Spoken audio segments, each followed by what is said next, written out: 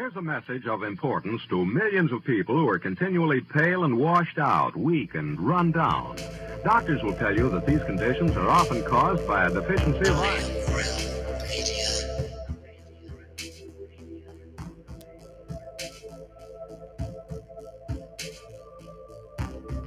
The iron you need to keep you physically fit and mentally alert.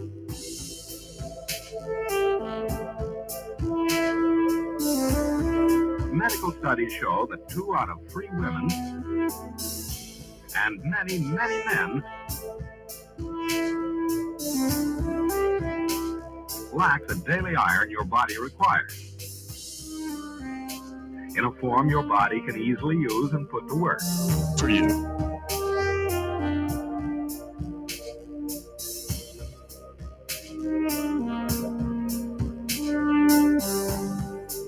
Every dose gives you more than your daily minimum iron requirement.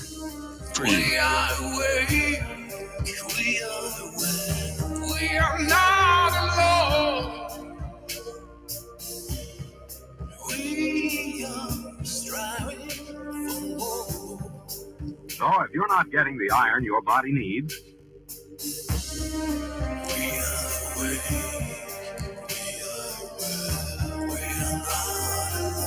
if you feel weak, run down, and are easily upset,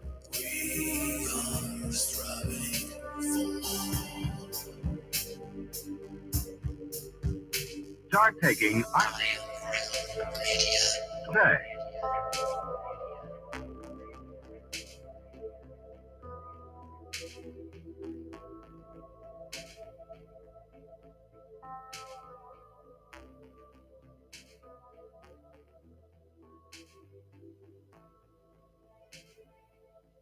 Thank God it's Friday.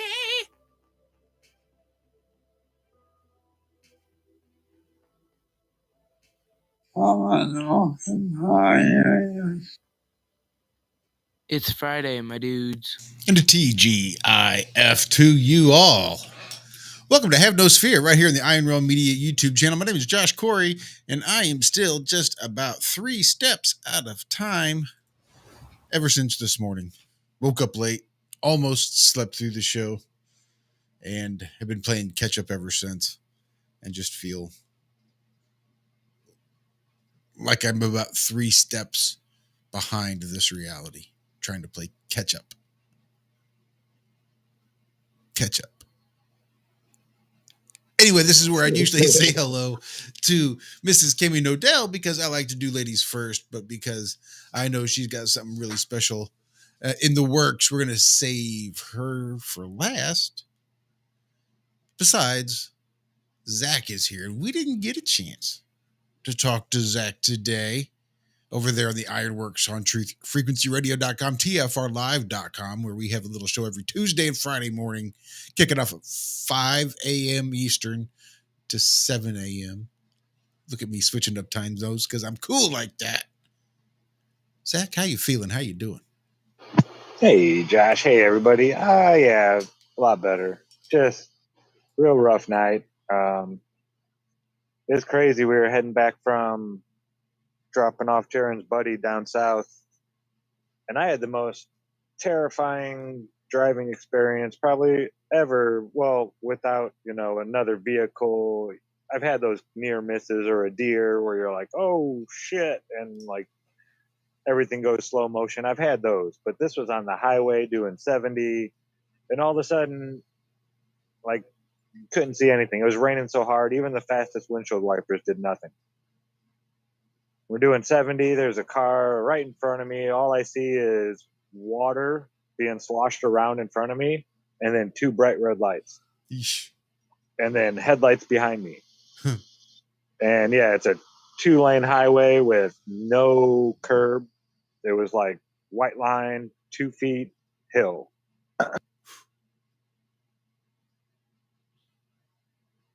Last too long, maybe 10 seconds, but it seemed like forever. It was one of those white knuckle. I handled it pretty well. Jaren didn't get scared, so I must have handled it pretty well. But my butt cheeks were clenched. I'll just say that. Oh man, I'm glad you made it, bro. And then I was just like, after that, I don't know. It just threw my body into a weird. Yeah, Yeah. that's shock. That's what that is. A shock you're experiencing. Seriously. Hey, yeah, I know I'm not up yet. Yeah, but my Oh, what the son Jaron explained it as, Mom, the rain was coming down so hard I thought it was going to bust through the windshield of the car. I have never seen or felt anything like it. He was like, can't see anything. You couldn't. It was crazy. Well, I know I'm not officially up yet either, and here in South Louisiana, we get those kind of rains way too often. But you know, we don't do 70 in that weather. Yeah, no, it was like clear. No, Not I'm even fucking with raining. you. I'm pussies. fucking- Not even raining. Then it started misting a little bit, and I had the windshield wiper Dude, it'll on. catch you out of nowhere, right? That's Oh, when and it then all of a gets you, sudden it was just like, it falls out, the bottom falls out. That's what Yeah. us Southern people say. Yeah, I feel you, man. That rain is dangerous business. And what's crazy is people around here that grew up in it and live in it, driving it all the time, lose their minds. It's like, okay, you got this. You know how to do this. We all know how to do this. Just drive. You're making it worse on everybody doing the stupid stuff you're doing. So yeah. Anyway, I'll shut up and let you finish up the introductions there, Josh. Oh, fuck me. No, you guys go ahead. Don't need me here for anything. You guys do your thing. but yeah, I'm feeling better. Yeah, I think my body just needed a something to calm, like everything, just kind of reset or something. We're not hearing you, Josh. If you're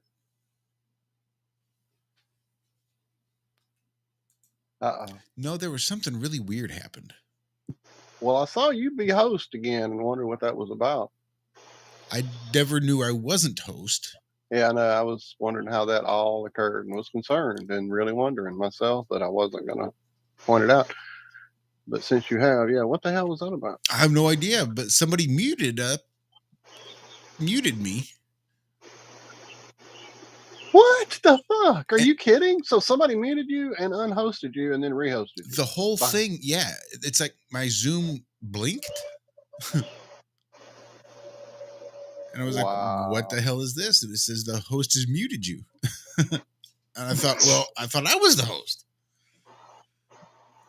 What? I guess our handlers have gotten over here on Zoom. I guess they got tired of listening to those shitty calls on Skype. That's crazy, dude. That's never What the happened. hell? We've been using Zoom a long time. Yeah, for that reason, because it doesn't play all those Skype games. So yeah, that's nuts. That's really nuts. Doo-doo-doo-doo. Huh. Let's go ahead and say hello to Mr. Walter Johnson. He's got a little channel here on YouTube. Flat Earth Head. Hi, Walter. How you doing? Hi, I'm good. I'm fine. I'm here. We had a great show this morning. I'll try to shut up tonight, and I'm looking forward to this for sure. Always excited when Cami's got something to show us. And definitely, that lady's always got something, man. It's amazing the stuff her brain does. So I'm pumped up. We just kind of had a chilling morning. I really spent a lot of time playing my guitar because I was sad about my other guitar. So the guy called me from the center and said he would definitely look at it, that lowering the action, like he prefers it, may have affected it. And I do remember me keeping my action a little higher because of the tremolo setup it has and whatever. So that could be why it was buzzing unhappily. So hopefully in a few days he'll have it singing to me again. But yeah, definitely. I was playing some Lament this morning after we got off the show. Got it all out so I could have a good show this afternoon. Pumped up, ready to do this. Glad Zach's safe. Glad Jaron made it through your driving experience. I'll shut up. Hi, everybody in chat that I haven't said hi to yet. How was your day? Oh, my day was all right. It wasn't a full day. You gotta always enjoy those. I mean, come on. Right? No, I left a couple hours early. It was, again, one of those real quiet Fridays. Everybody else was gone, and I just didn't have it in me. I kind of hit a spot where I kind of needed my boss's help, but he had already bounced, so I just figured I was going to leave an hour early, but since there's nobody here to help me progress, I'll just leave 2 hours early. So that's what I did. And you'd save them some money, right? Exactly. You were doing right by the business. That wasn't because you didn't want to be there. Right. It had nothing to do with it whatsoever. I keep those feelings completely separated. Compartmentalization is the key. The fact that I want to be there has no bearing on this situation. No, it's okay. But yeah, shout out to Brian, BCB there in chat. Yeah, Chroma Key and OBS offers me color keys and Luma keys as well. So I key out things differently depending on what it is I'm keying out. And then there's also, which may even be a better way to do it, just the blending modes. I could change the blending mode, which would probably get rid of some of that strange dark pixelation around the logos. Oh, I thought you had done that on purpose to give it like that 80s look. No, I was feeling very Pac-Man with my logo. That's right. Waka, waka, waka, waka. It's like we're all sitting down playing Pac-Man. Monk. Wait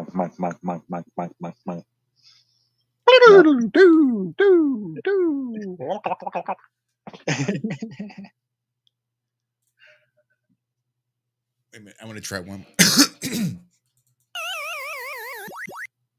Dude, you're good. That's pretty good, That's right? fucking awesome. You're good. I didn't even see your lips move or nothing. I know, dude. It's like you're a skilled character.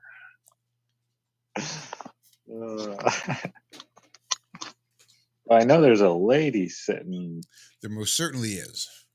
right over here. We were finally saving the best for last. Fuck you guys. Mrs. Cami Knodel has a fancy little channel here on YouTube. Ageling717. The link is in the description.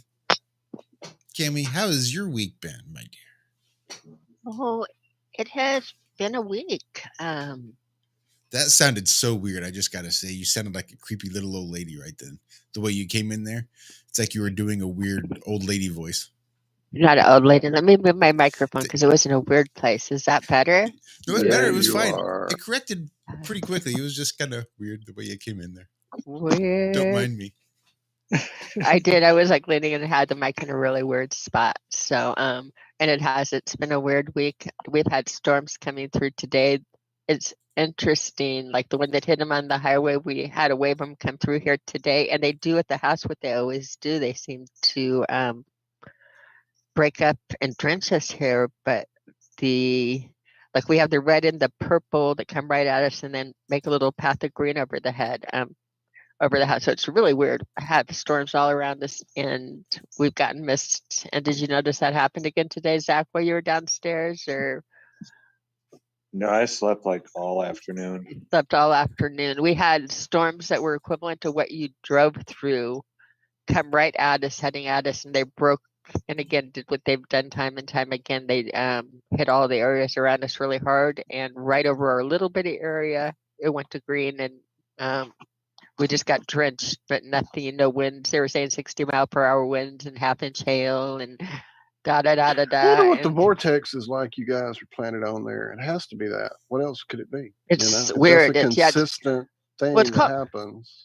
It's called Valley Falls because it's down in a little valley Right. and that. And so again, you're right. I think it breaks up. And if you notice, like on 85, if you watch the weather patterns and that, you'll see that they'll follow Right. the highway that's right up and kinda across. Almost similar to Paul and them over there in the Willamette Valley. They have weird weather patterns that really don't coincide with living anywhere we've lived, all the different places we've lived growing up. The weather there is just not predictable. And it does the craziest shit. It must have something to do with those valleys and hills and Yeah, for a gardener, this has logically it would be temperature, but it might be more than that. It might be some kind of like energy created by the shape of those valleys. I think so. Yeah. Yeah, this has been like almost torture this year. Looking Yeah. at my plants, Praying for rain. Yeah, you can water all you want from all kinds. Nothing is like the rainwater for your Right. plant. Right. You know, it's just the greatest stuff on earth. It really is for plants. And when all these areas around you are getting hit by rain and like your spot doesn't get a drop, it's hard. It really is. This has been a weird gardening season in this area. I hope it's not like this every year. Well, today was actually perfect, Zach. What you slept through is we got steady rain all day, but we stayed in the green, like a nice steady even rain and a little bit heavier at times. But areas around us were piking with the 60-mile-per-hour winds and the lightning and huge thunder that you heard all the way, around us. It was we were kind of like in a thunderdome here. That again, we were in a hole, but you could see the clouds easily going right around you. In every direction, looking out, especially right north to us out this window and even to the front, and that again, where you feel like you're in a hole on it. But we got tons of rain today, a lot of rain. Good. Just none of the like wind and the thunder was enough at a distance and not right on top of us and that. So kind of blessed. Very blessed and looking at things. A lot of things are going good. A lot of things go rough. That's life. But yeah, it's been a week of just trying to keep going. And Zach said tonight that when I get on and talk about the magnetics, don't worry, Cami, when you get on and start talking about them, you light up and it takes over. So I want that energy. I want that energy to come. So some of this is like pushing towards that energy. So hopefully this will go good tonight. Oh, it will. This show was inspired again on looking at where we are in flat Earth and how far along we are. And as she goes slow, the videos we're putting out, again, starting to really compare things against reality and what do we want in our community? Do we want entertainment or do we want reality? We might want a little bit of both, and there's nothing wrong with that. But I do hope that there's like a nerd faction. Yeah, we have to separate the two. Yeah, that has to separate what's. Entertainment and then, yeah, that was a good way of saying that. Yeah, I mean, there's nothing wrong with entertainment, but it needs to be separate from like if you're looking like for truth and trying to think. ideas need to be tested, Mm-hmm. especially before you put them out saying this is how it is. And there are some people putting stuff out about the Earth's magnetics. We're not going to name call or anything like that, but there's no bearing in reality with what they're saying. The magnetic field that we have on Earth, we know is there because we actually use these field lines in everyday usage for, certain occupations like pilots and things like that. The runways are lined up with these. That's how they're numbered and all this stuff. I mean, the magnetic field lines are real. We can, you can follow them and they'll take you on these curved lines, these paths. It's just how this place is set up. And when we bring out new ideas, instead of just saying something, at least research it. If you're not going to test it yourself, go see if other people have tried to create these patterns, this magnetic pattern that you're,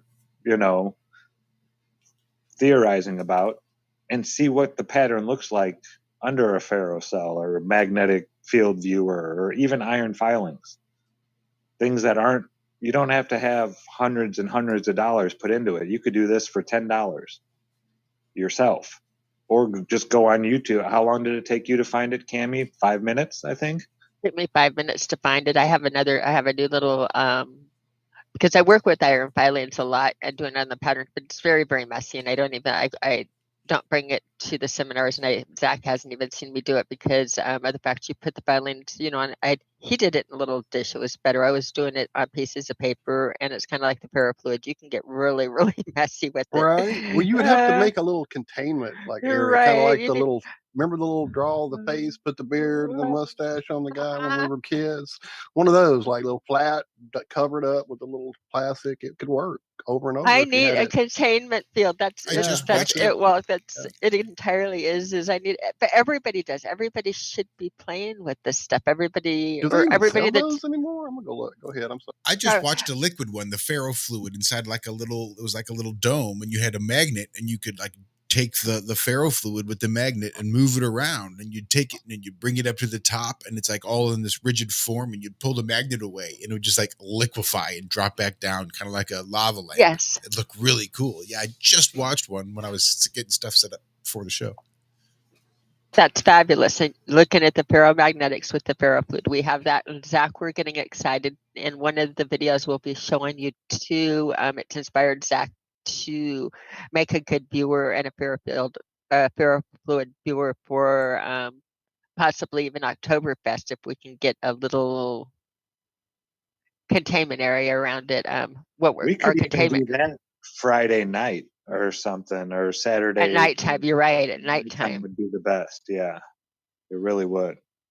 Our problem with that is in a brightly lit room we need to take the lights off, and that's not nice when we share it with the speakers and that. So saying lights off, everybody just isn't gonna. Yeah, that's true. It's one giant it's almost like a gymnasium type of thing from a giant high school gymnasium. You couldn't set up like a little, like a curtains. I've been thinking like a little photo booth or like something. a little tent over in the corner, maybe, or something. Yeah, like no, I know. We've been thinking about it. That's what we've been thinking about. Because I know at one of the farmers markets, a guy, I remember I told y'all about it, it's been years back now, but he was cracking here, or letting people crack open their own geos, and then over in the corner he had it set up in a little dark room tent like thing where you could shine the fluorescence on different things too, and see the effect we've talked about a few times. So yeah, that could work. It might be unwieldy, and kind of take up other space you want to use for something else. So I don't know how the place is set up. That or again at nighttime. Like just a giant hall. It'd be hard. We'll figure it out. But yeah, we want a dark room definitely for people to just walk through, like a little elbow or something, because we got so much stuff that just looks so much cooler in the dark. All our electricities, the little, what's that ball? Plasma ball. The plasma ball and the Tesla coil lighting up stuff. My gases should be here between the 20th and the 4th of July. Something like that. So we're going to have, I think we got 8 of them actually. We're going to show you how neon lights up blue, and certain ones it looks like electricity in a tube. You're going to be able to hold electricity in your hand, like discharging lightning. You're going to hold lightning in your hand. That's crazy. You come to Flytoberfest. Yeah, that's crazy. I just did a real quick search. The first quick one I saw is $200 for a dark room technology tent. It's designed for it. It's Coleman. You could take it outdoors as well, but it's got the dark room technology. Or we could do just a nighttime section on that. And probably do it at night. There you go. Yeah. Save the $200. Here's another one for $80, 80 or so. I gotta say, grow rooms are pretty well designed to block the light out. Block the other way, right? There you go. So perfect. So yeah, what's this going? We'll figure it out. We'll help you figure it out. The magnet dude, Willie, he's not available right now. I looked for him while I was here too. You can get the dog guy, the puppy one, but not the Willie. Go ahead. Sorry. Oh, you're fine and why doing it. What's going on is we've got our little nerdling happy group here. Think about an Iron Realm. I love it. I'm gonna make it. But at our house, what we have is we have an autodidactic style of learning going, and we've been hands-on the last few years, and it's fun, and you learn so much hands-on, and I just recommend it for everybody. But what happens when you start doing the hands-on and looking at all the patterns is you start looking at people that are not doing any hands-on and are just doing mind experiments or patterns, but they're not seeing how the reality of things work with it. And so you kind of call out shenanigans that, wait a minute, reality doesn't work that way. You're drawing all of this, you're making it all complicated, you're doing arrows and everything, but this is not how it works in reality. And so instead of calling out like, this isn't how it works in reality, these is, I think, best way to start is like, how does it work in reality? Ooh, we got the pharaoh. We were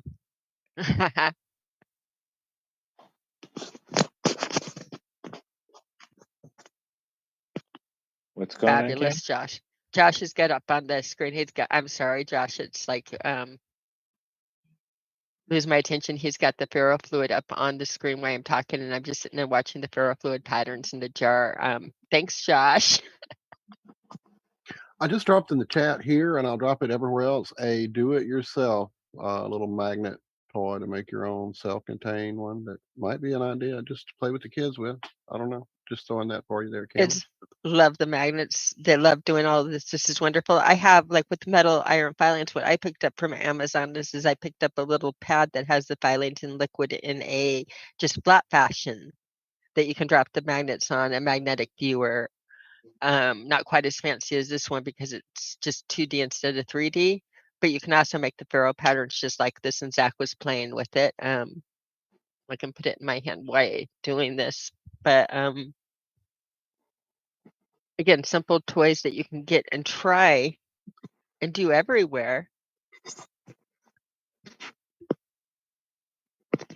Ooh, I'm sorry. I just got excited. Brian shared a link with us over on Rockfin. Shout out, Brian. Thank you, sir. I will share it with you guys because it's pretty awesome. Those little magno fluids, ferrofluid displays that you've seen in the videos and stuff, you can grab you one for a reasonable price, actually. I'm not getting any money, so I'm not going to tell you how to do it, but I will share the link with you guys. Thank you, Brian.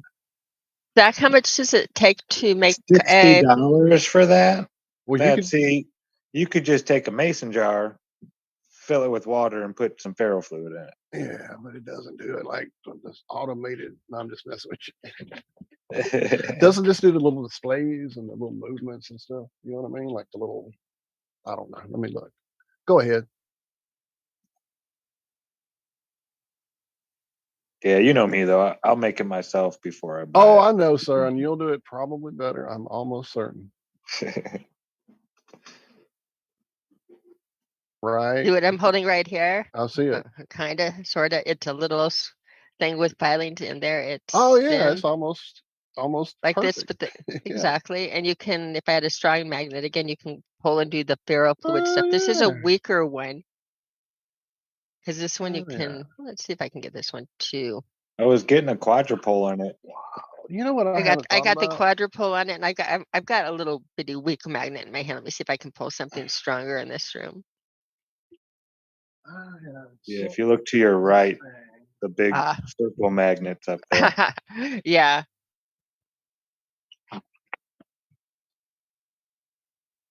The sphere magnet.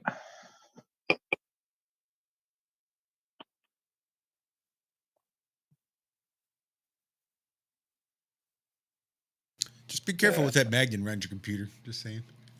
Ooh, good call, Josh. I'd hate for you to wipe a hard drive or something. No doubt. That's true. It happens. Easier than you know. Okay, so 100 years ago, I had gotten the magnetic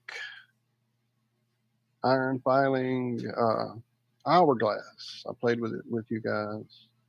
I know it's been a long time ago. So I had it rigged up with 2 extra neodymium magnets in the base so that it would make a more powerful little ball as it caught. And so it's been sitting there for years in that configuration of just a ball with spikes out at the bottom of this hourglass. Well, I just took it off the base and brought it over here. When I turned it over, as it started falling, the filings were literally shooting away from each other out into a circle, like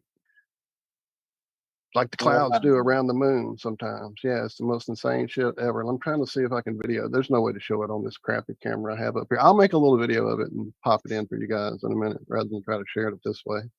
What is that background picture you're showing right now, Josh? That's gorgeous.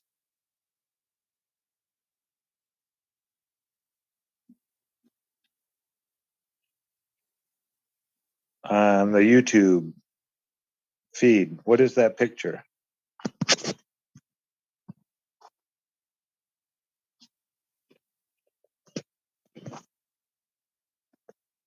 Are you there, Josh?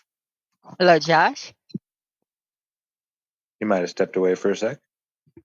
Let's see if I can share screen and take over that. Or gorgeous right there, whatever that is. It looks like a ferrocell. And it almost What are you looks like looking at? at the YouTube. On the YouTube? That's a Yeah. ferrocell pattern. Yeah, no, Yeah, that's that's ferrocell. That's what it That's I a was just ferrocell wondering pattern. I was trying to get where back, but he got it from. Yeah, Yeah. what I bet he picked it up. pattern was that? I bet Practical Woman probably just because she uses the multicolored. He could have gotten it from anywhere, but I know Practical Woman does different colored lights in her for selling, so you get that effect as opposed to just the white lights. Yeah, that's pretty. Isn't that beautiful?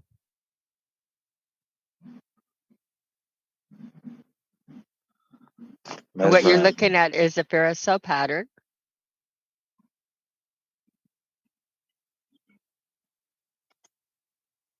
And what here? Is Josh back yet? I don't think so. Don't you have power? I do. So I'm going to go ahead and do this optimize for video clip and share with sound, right? Okay. Mm-hmm. We're going to try and see if I do this right. So what he's going to talk about is like exactly what we're looking at, I'm going to let him say it. Is iron tends to align with the magnetic field lines. Oops. That's because the nice thing about magnetic fields is iron tends to align with the magnetic field lines. That's because in the presence of a magnetic field, iron becomes its own magnet as well. And so the north pole of the iron magnet wants to point to the south pole of the regular magnet. For example, I have here a handful of steel pennies and a neodymium magnet. If I stick them to the magnet, you can see that they just kind of hang off it like this. So each of these pennies on here has now become a magnet, and I can even stick more stuff to it. If you use a much bigger magnet, you can even hang weights off it like this. So each of these iron weights becomes its own magnet. So I have my giant magnet up here on this ladder, stick a 10-pound weight to it. Oh. Wow.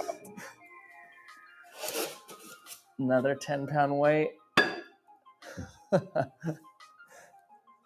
Even this far away from it, it's still very magnetic. You can see I can still stick all these coins on it.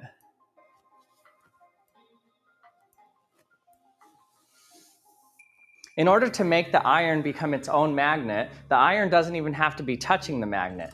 For example, I have here my giant neodymium magnet above, and I can actually just stack the steel pennies up on my finger because they align to the magnetic field, so they stay pointing towards the magnetic field, but they're also magnetic themselves, so they stick to each other. Oh! You can see even more clearly that in the presence of a magnetic field, iron becomes its own magnet when you have a wider surface area for the magnet. And when I drop the steel pennies on here, you can see that they actually avoid each other. That's because the tips of each penny are the same pole, and so they want to repel each other slightly. But you can see that if I keep stacking these pennies up, eventually they'll get too tall and any instability will make them collapse down on each other. That means there's some sweet spot in the amount that they'll clump up and point upwards and that they'll also fall back down. So they actually make spikes. That's the same reason why when you pour iron filings on a magnet, the iron filings pile up on each other in spike formations. And this is also the same reason why ferrofluid forms spikes as well. This cool characteristic of iron being ferromagnetic and following the magnetic field lines of a magnet becomes really useful if you want to visualize a magnetic field. I'm sure you've seen it done before with iron filings. If you put them on a paper and then pull a magnet underneath, you can see how it changes the iron filing layout according to how you move the magnet below it. So what I'm going to do is sandwich some ferrofluid in between two pieces of glass. What I'm using for my ferrofluid here is 1 part WD-40, 1 part ferrofluid. This just dilutes the ferrofluid a little bit and it's a little bit easier to view. Even though these pieces of glass are sandwiched together really tight, the ferrofluid particles in there are so small that they actually have plenty of room to spin around and move in there under the presence of a magnetic field. So once you have your pieces of glass sandwiched together, it doesn't look very nice, and when you bring a magnet to it, you can't really see anything happening.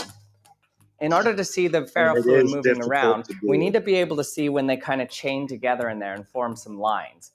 So what I have here is just a circle of LED lights. Now each of these LED lights is going to act as a source where we can see a glare coming off of it. So you can see the glare coming off of each of those LED lights. Well, the glare is only coming off in that direction because that's the way the particles are stacked right now. but I can change the alignment of the iron particles just by bringing a magnet near it. Now, what's hard about this setup is you have to get a very thin layer of ferrofluid in between, and it's kind of hard to do. You have to use smaller pieces of glass, and it makes it a little bit easier, but even then, if there's anything that gets on your glass, it'll make the gap not exactly right, so it won't be even throughout your whole glass. But a really easy way to do this is you don't even need 2 pieces of glass. Pay attention, All everyone. you need is 1 piece of glass and just wipe ferrofluid on one side. And then it makes it really visible because you get an extremely thin layer. Look how clear this is.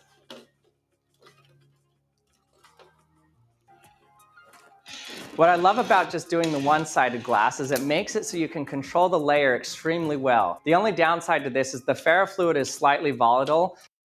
So what's happening right now is there are nanoparticles of iron in the ferrofluid, and it aligns itself and they become little magnets and follow with the field and go along with it. So you're working where the field lines are because the little nanoparticles are matching up, just like if you do it in bigger versions, like with the iron filings that I was showing you there, bigger particles line up. This does micro, this does macro. This is, again, picking up the magnetic field, and by looking where the ferro goes, you can see the ferro lines of the pattern. So does that make sense? Absolutely. Okay, and anything you want to say to that, Zach? Or I know Zach wants to, this is like how to make a ferrocell, people, is LED lights. If you want the colored lights like on the photo, get the different colored LED lights. You inset them and pretty much wipe ferrofluid, a thin layer on Yeah, a most side. of this stuff you'll find at a hardware store, your local hardware store. The LED lights, they sell them little kits, little strips, and most of them do come with a little controller. And I think the light ones are maybe $10 more for them if you want just white, which will still work. But yeah, if you want the different colors, it's like $10 more. It's like $20 and then maybe $30 for the ones with lights. But you'll get like a 14-foot, 15-foot strip or something like that. And I did mine with the cardboard box. I have a video on making my very first ferrocell from scratch, and I did it with a cardboard box and some cardboard tubing and some of those lights, and that was it. A little bit of black paint. But yeah, I'm gonna definitely do this. Just wipe it on. That is so genius because it is. They're really messy. They're really hard to make, especially when you have big panes of glass. And this was genius, just wiping it on there like that. I wish I would have tried that a long time ago. I agree. So I think we have a good idea of what this is. Now, I'm going to take us back a little bit and talk about magnetism, because I think this is, in reality and in growing up and in childhood, it's one of the most misunderstood concepts. And it's misunderstood because they sell it to us wrong. It's misunderstood not because people are too stupid to get it or anything like that at all. It's misunderstood because they lied to us about it. Just again, when you go into like even our magnetic poles and the way that they say, looking at the magnetics of this earth, they do everything they possibly can to mislead, misname, and confuse you. It's you'll start looking at it and it starts to become really apparent how intentional it is. So let's just like look at a few different things about magnetism. Everybody keeps on hearing the word diamagnetic. I know it comes up with yours and that.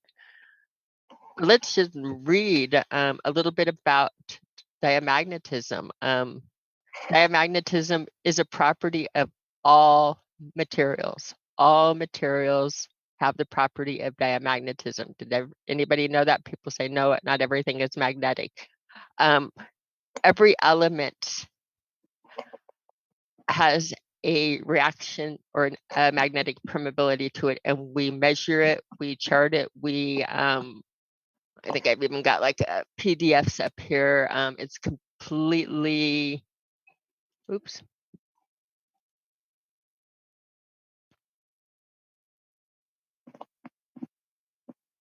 We'll go back to it, but I have somewhere less, like even PDFs, you'll list up every, like again, gases, liquids, anything you look at it, they all have properties, and we document how strong they are, and it's used in constructing things, and again, building electronics and all kinds of uses. It's extremely acknowledged, but not taught to us. It's only like very specifically taught in an area where you need to know it, and even then they'll change around the terms of it. So diamagnetism is a property in all materials and always makes a weak contribution to the material's response to a magnetic field.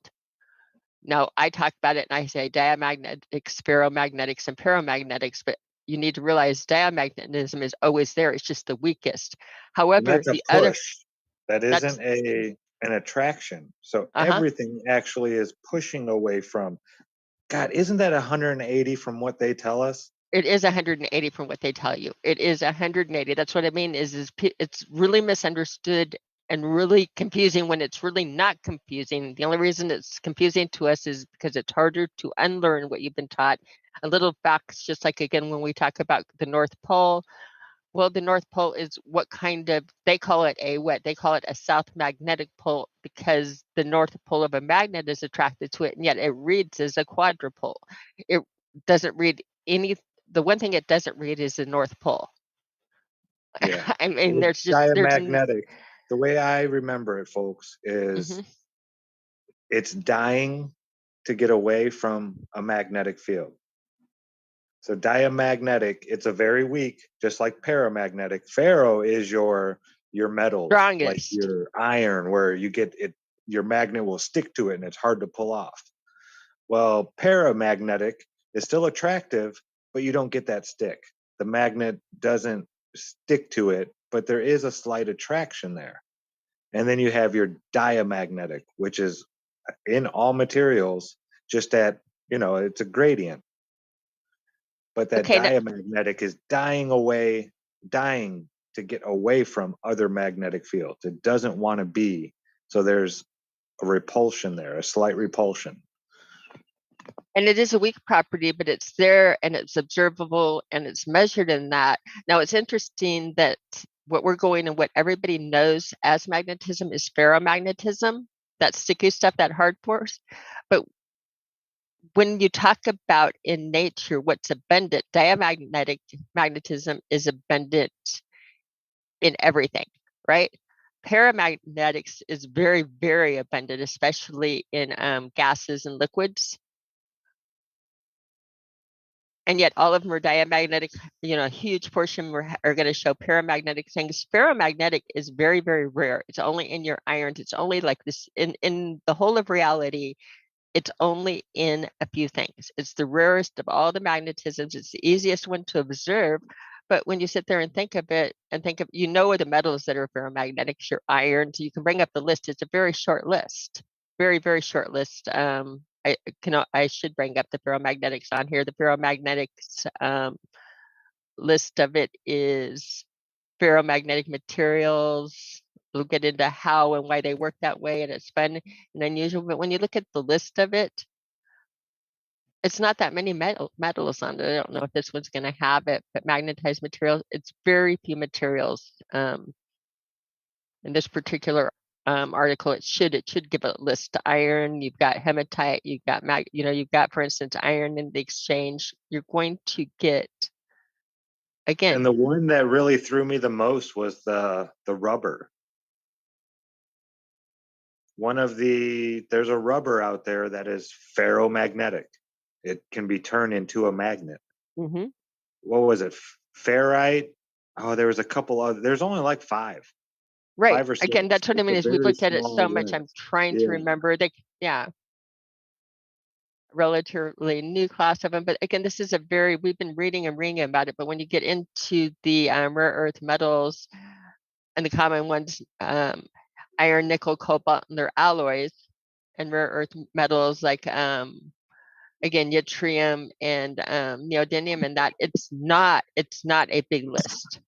There's non-magnetic alloys, types of stainless steel and things that are not. There's a lot of metals that are not magnetic, but again, you won't You just don't have a whole lot of elements that are magnetic in the source that you think of magnetic. As far as gases and things like that, gases and liquids, they just found, let's see, they found the very first ever ferromagnetic liquid surprises researchers in 2019. That's Okay, I going to found the be list. okay. Your It's first ever ferromagnetic liquid. Do you know what that is, you guys? That's when they made ferrofluid, and that was the only time you've ever had a liquid being ferromagnetic. So it's the so first that's ever. not in you're not going to go find that out in nature. That's a Right, man-made. Yeah. right. And gases, they magnetism observed in gas for the first time. And again, it's a very, very rare. It's something they've been looking for. Behavior in an atomic gas, addressing the decades-old question whether it's possible for a gas to show properties similar to a magnet made of iron and nickel.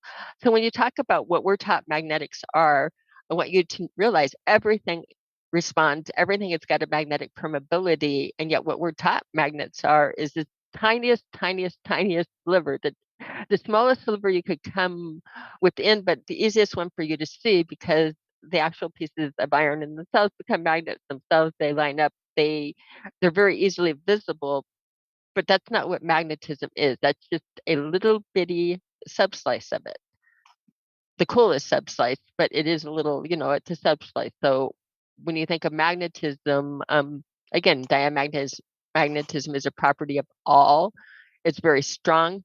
Paramagnetism is a form of magnetism where some materials are weakly attracted by an externally applied magnetic field, in contrast with the behavior, and diamagnetics are repelled by it. Paramagnetic materials include most chemical elements and some compounds. They have a relative magnetic permeability slightly greater. Again, it's something that's measured, it's something that's there. So when we talk about magnetics and how we're affected, it affects everything. And magnetics are anything really but just a ferromagnetic. With that said, we're going to go back to the ferromagnetics today and look at, now that we understand what it is, that it's little pieces of iron and that aligning with a magnetic field, I want you to get the clear picture of what it would look like if our Earth was a giant magnetic field. It would look like pieces of, I don't know, it would look a lot like what I see our declination pattern looks like. When you go into the patterns that the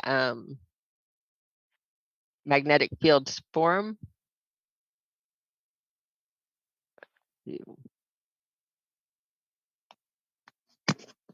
little patterns that you're going to get, some of the little patterns that you'll see out here, a dipole, quadrupole, just saying how many poles are of the magnets, an octopole if you had 8 poles of the magnet. These are patterns that, again, if you were to lay the magnet across and drop the little metal filings on it, you would see it in 2D there. You would see it in 3D on a ferrous cell because you can get the things to align, but it's that simple. It's laying them out. And what you get, this shows like 4 magnets there, and it shows a quadrupole blow coming that up that more, way. Sam. Can you blow The that one- up? Sure. Oops. We're not getting a very big view of the pictures when you click on them. So this is just, again, showing a pole pattern of something called a quadrupole. Telling you like one configuration of getting a quadrupole magnet that you can get the things. These are, again, just configurations. And from there, the ferro patterns, quadrupole, you start recognizing them. They start getting very, very easy to. These are in dipoles. Dipoles, depending on how you do it, your dipole, depending on which direction where you put your poles on it, picking up from a top view or seeing, again, where you separate the two, your 2 poles of a magnet loop solenoid. You get these patterns when you drop either in a ferrous cell or you drop the little iron filings. It's the patterns that you get for little filings going around in the circles. So is that like pretty clear? what I'm saying, Zach? Or Yeah. Now, yeah, look at that one. you want to look at this one? Yeah. This is. You, I don't can know. make It's like, no, not like that. Open up the window all the way. The top right corner, the box. Not that one. The one with the picture on it. There you go. There you go. This is. We're going to go back. Before I even show you this one, I want to show you, like when doing the declination pattern, why it wouldn't be obvious. Why isn't everybody looking at this and seeing the pattern? But this was pieced together in an AE thing from 3 different maps. When they do declination maps, and you look up the images that you get, we're just researching with Cami, what you get is this mess here. They say this is our dipole magnet, and they show it out in pictures like this because they completely stretch out the top, the bottom. It's a complete mess. So you look at it, and I was actually look at this map, folks. You should be able to fit 5 Russias into Africa. Does it look like you could do that on that map? Do you think that we're going to get an accurate picture on this map? No, not at all. That map is so distorted from reality that you can't make a quadrupole out of that map. You just don't see it. Well, they cut off the top part of this. Notice that it stops at the top of Canada, and you do not look at where Greenland cuts off. So if you look at all of the maps again, that if you go to the USDA or all of the different maps, you'll see it's cut off right at the middle of Greenland where it is. And it's not, they don't put all the pieces. So in order to piece all of the latitude longitude lines together, no one map exists in the USDA or in any place. In the government offices and that, you can get declination. Here's our government. You can get it this way. You can get it Wikipedia this way. If we go into, no matter what, they're picking up the solar pathfinder, the poles, when you go into the government here, you go NOAA, you can get it this way. You're not going to get the whole map ever. And this right here is missing the entire top piece here where it does this. It's also missing the entire bottom piece. It's showing this one tip of Antarctica, but even if you do this, it drops off more of it. In other words, why? Why would you need it as a pilot? This is just a partial map. It's only taking it up to, I believe, 60 longitude, or I don't have the thing. In other words, we're not getting up anywhere near up to the poles on it. It's cutting off the map if you look at it. Right, I mean, it's cutting it off, not where it should be. So in order to have the map that we look at, a pilot look at that one right there. Wait, go down a little bit to the right. Look at that nonsense. That's nonsense. That's not what it looks like. Well, I guess, God, that's a horrible, well, the green lines on here are lines where you have 0 declination, where you're supposedly going to have a true north on it. We'll explain what these lines mean in traveling in reality and why these lines are so necessary for us to get from one place to another, why they are changing. I can even predict what areas they change them from more than, again, they're writing a mystery on why do they change in some areas more than other, but it's pretty easy to look at the patterns. In order to get the map that we have, and I put up for you is Diva. Thank you, Diva. Put some of the pieces together that she found, and we were still missing another piece in this slice. And another one of our people in the community, Pilot, who's a pilot, pulled the pilot maps. And so they pulled the different declinations and pieced them together to give us the full picture. Then we put it into an AE map. And when you look at it in an AE map, all of a sudden it becomes obvious what you're looking at.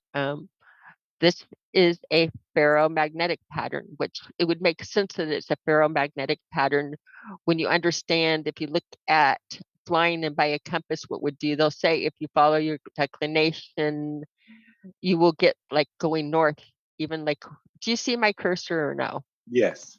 Okay. Yes, we do. So if you're starting here and going north, if you did not adjust for your declination and just followed your compass, you would follow your line and get there this way. You would follow your line and get there that way.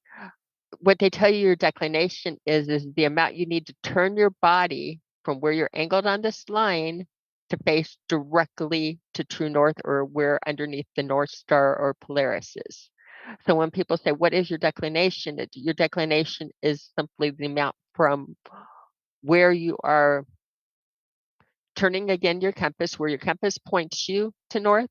And again, in some areas, you're going to be pointed nowhere near to the right direction. These ones here are going to have a big declination. These people are going to have to turn their bodies 90 degrees Yeah. in order to face north. If you And they go, say there's places in Antarctica that are 179 degrees declination. and that's easy to see how and why when you see where the lines are. What these lines simply are is how much you have to turn your body. And if you follow these lines, you would just keep on following on. Again, if you started on this line and wanted to go north on it, by the way, you would not ever look at your lines. They say if you started this line here, you would wind up here. But if you start on some of these lines down here, sorry, you're not getting north. They tell you how much you have to turn, but you're not going to get there. Again, with some magnetics and practicalities on it. We use these maps as the main thing, folks, is these lines are well known, these magnetic declination lines. It's part of this place. This is the magnetic field of Earth, what it looks like. They had to find a way in reality for people navigating, and that a way to reconcile what way the compass was pointing you to exactly where it would be under Polaris or the North Star. You needed a way to reconcile the two, and what declination it is, just putting numbers on it. And your declination map, again, it will say, they'll call it pressure, which again, this is all pressure mediation. It's just how much you turn your body. And again, you would follow these lines here. If you think about what it would be, is if we really were in a giant magnetic field, as things were created, and again, the elements in that were forming and crystallizing, they're going to become one of the magnetic pattern. Anything ferro, anything iron, any of the ferros are going to feel the system and become magnetic and part of it and align their poles in it. That's why your compass is going to pick up on the lines in any. Remember what I said, there are no liquids and there are no gases that are ferromagnetic. So what that also tells us is that this ferromagnetic pattern is ground-based. Do you understand what I'm saying by this? It's a ground-based system that it's not obviously being caused.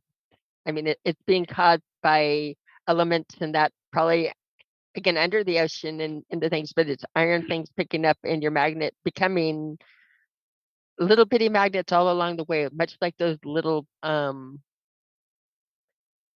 would go to the field, or as you saw, again, the metal filings under a ferrous cell, they'll make that pattern there, and they're going to group on these lines, on the field lines. We know that because we sit there and we play with the ferrous cells. We understand that they're nano iron particles and that we play with the iron filings and we drop them, we see the patterns. But now when you look at this pattern here, it's hard to look at it and not recognize that I've seen this pattern before. I've seen this pattern before, and it happens when I put 4 poles on it. It doesn't happen when I put a speaker magnet or a ring magnet or any other type of magnet. This is something called a quadrupole. You know, it's called a quadrupole because the reason it's called a quadrupole is because it shows 4 poles right here. 1 pole, 2 pole, 3 pole, 4 pole. So in reality, we read that as a quadrupole. And if we're following if we're following a compass and magnetics on there, that's the only way we can read it is a ferromagnetic pattern. Down here, we show your classic dipole. 2 coming together, 1 and 2. Up here, we're going off of the map and we're a mess. But In reality and magnetics don't work like that. Magnetic systems are reciprocal systems. They feed onto themselves. And they Yeah, create. show that. Do you have the Antarctica, the South Pole magnetic field?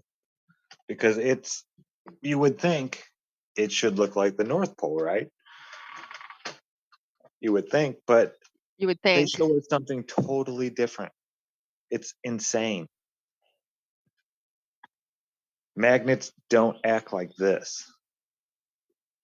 I didn't know if you had it. I'm gonna pull it up for you right now. Yeah, you'll get a kick out of this, folks. Didn't they just do this in 2019? This is almost like they're listening to what I swear to God, they do things just like they put out an article about 4 poles in the middle, and they called the 4 poles in the middle the geographic pole, the geomagnetic pole, the magnetic pole, and the pole of the one that was a pole of inaccessibility. So instead of saying a quadrupole, like a magnetic one, they renamed 4 poles, but magnetic declination south pole, which is really would be their north magnetic pole. I don't think you need declination. Just here, I'll see if I can't find it for you. Walk over to me and type, south pole. I'm sorry. This is what you want. Is this right? You want this picture right here. I know you do, Zach. I got it here.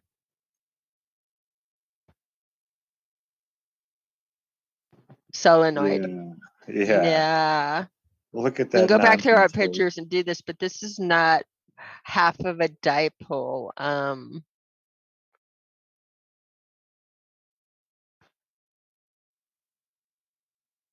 It's just a mess on it. It's just a mess. This does not represent the bottom half of a dipole, nor does this represent the top half of a dipole for the north and the south. If we really had a dipole going through us, that's not what it would look like. Let's see if we can say,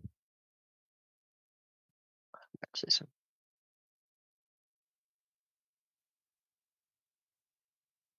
This is so much fun to do versus oops. I'm losing my keyboard. Geomagnetic pole versus magnetic pole. Yes, we've done that one. Let's get some neat pictures of this one. I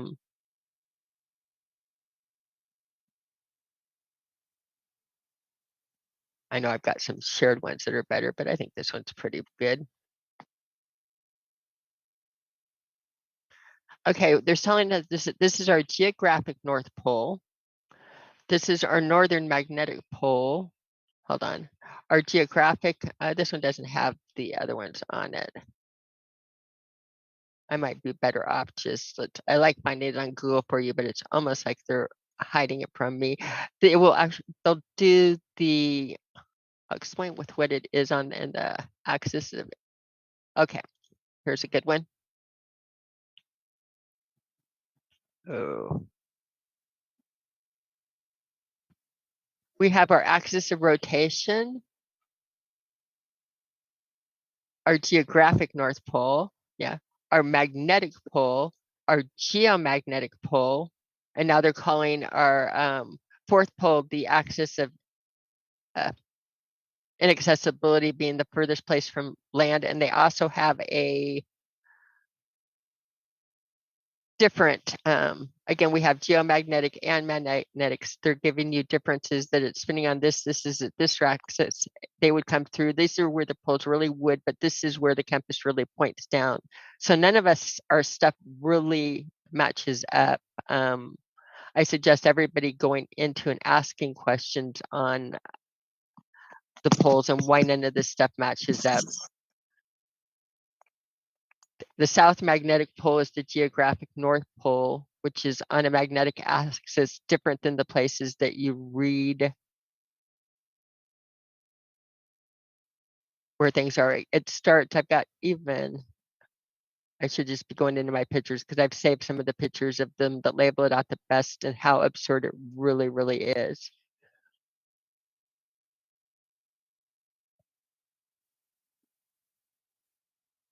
So it's saying The geographic North Pole is where lines of longitude converge into what we call the North Pole. The magnetic pole is where a point in northern Canada where the lines of attraction enter the Earth. Which is different than the geomagnetic pole. Your north magnetic pole, and again, remember, these are supposedly because the north side of a magnet does it. So if it's magnetic, they should be labeled. Some of them you'll see labeled as a south pole because it really is a south magnetic. It's your magnetics. They're calling it south magnetic only because the north end of a magnet does it, which would make it a south, but the magnetics read like a quadrupole. Again, there's every kind of deception put out there, every kind there can be on there. So I know we're looking at this. I know on the dipoles, let's see where, oops. The dipoles on that side where it went off of the map, it doesn't end off of the map. There has to be more there just because magnetic patterns don't end, they fold back down. Otherwise, they're reciprocal. They can't feed each other without feeding back in. Did I just close everything I had on Google? Oh, crap. Do you know, does anybody know the magic? There's a magic command to get it all back. Oh, I don't know if there is. Anyone know? Anyone in the chat know the magic command my son does? There's a way to reopen all of your pages that you just closed by accident. I know, but I don't know. Go grab Jared. You're real low, Walt. Oh, I'm sorry. I had moved my mic around because I'm trying to video this damn magnetic filings still. Try Control Shift T. See what that does.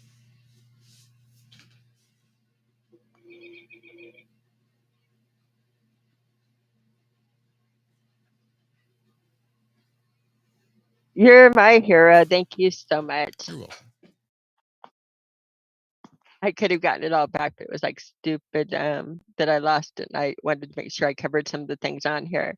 So if you're looking at this again, in our pattern,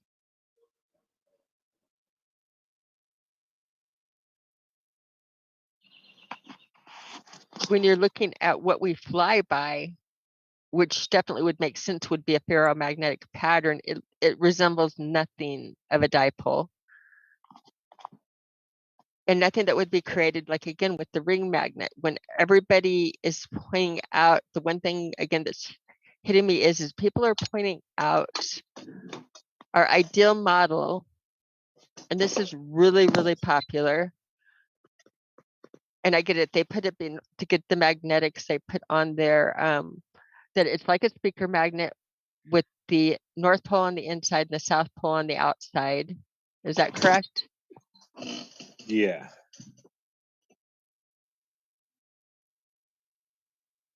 Let's Magnet Man video. This time we will be talking about radial ring magnets. About 20 years ago, we first started getting requests for radial ring magnets, especially out of neodymium. Well, at that time, we couldn't find any that existed. So we came up with the idea of making our radial arc segments. And I talked with the factory, and we got them to make these with Can you arc maximize segments. that, Cam? And they've been making them for us for the last 20 Yep. years. We've got a couple of different sizes. These work really well. This when is a you piece just of need reality. a super strong field, and we can get these made in any different size. The advantage that we found from this is we can make them in many different sizes, really large, but we are limited as to how small we can make them. All right. Now we have the true radial. Several years This is what ago, people are they finally describing. perfected the ability to make a single piece radial ring magnet. All one piece, magnetized from inside to outside. And on the inside, you have one pole, and on the outside, you have the other. So we could have north here and south here. That gives us a true radial ring. Another technique people developed several years after the arc segments came out was, why don't we just push two axially magnetized magnets together with the poles repelling and create a radial ring this way and epoxy it together. And that works, but they're a little bit hard to make. So what we want to do is take a look at the difference between these magnetically. What really makes these different. And so we'll start with the arc segments and the true radials. They are true radials because the inside circumference has a south pole or a north pole, and you have the opposite pole on the outer circumference. So if you look at the flat faces, you get this profile. This is the magnetic profile. With you see the flux come out here and loop around. That is a true radial. Now, when we push the two ring magnets together, it's a little bit different. And that's why I wanted us to take a look at this. If you do this, remember your faces of the ring is north versus north. So when you push those together, you force the field out in between them. Now what you get is a north on the inside and north on the outside, and you're getting the opposite pole on the flat surfaces. So this gives us something different to look at. And one of the things we're going to do now is take a look at what that flux pattern looks like, and we'll show you our setup and how we got that information. To take a look at the field profile or the flux profile on these magnets, we wanted to create our own setup where we could get the information as we go around it. So we have a laser cut table that allows me to rotate.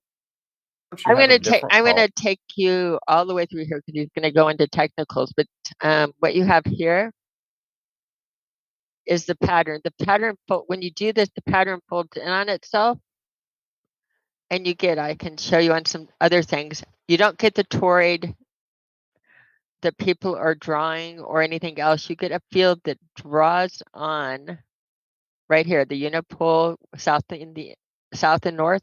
You get your field line instead of your toroid or anything like this. You get no field lines. All the field lines, if you put it under a ferrocell, you get no two circles. Field lines. You get two circles. You get two circles. There is no toroid. There is no this particular combination of having a ring magnet with how we would say would be the south pole in and then north pole out would cancel out the toroid field. They didn't know if they could do it right now. They have finally, after years, we let them talk a while about years being able to make that piece. It's very expensive to make, and they have trouble making it of any size. They have not been able to create this wider than, I think, 60 millimeters or 70 millimeters. I think it's 60 millimeters in diameter on this without it exploding. So remember, the other ones you could make bigger. These ones you have a limit. It collapses in on itself. So when we talk about what our magnetics look like, and we talk about it being a speaker magnet with what they would call the north pole or the south magnetic poles, the way we read it here, and this you could reverse it and you would get the same thing, but this one shows the layout that we're showing. What happens is you get the field that collapses in on itself. You get no toroidal field, you get no ferro lines, you get this clean pattern with two little circles.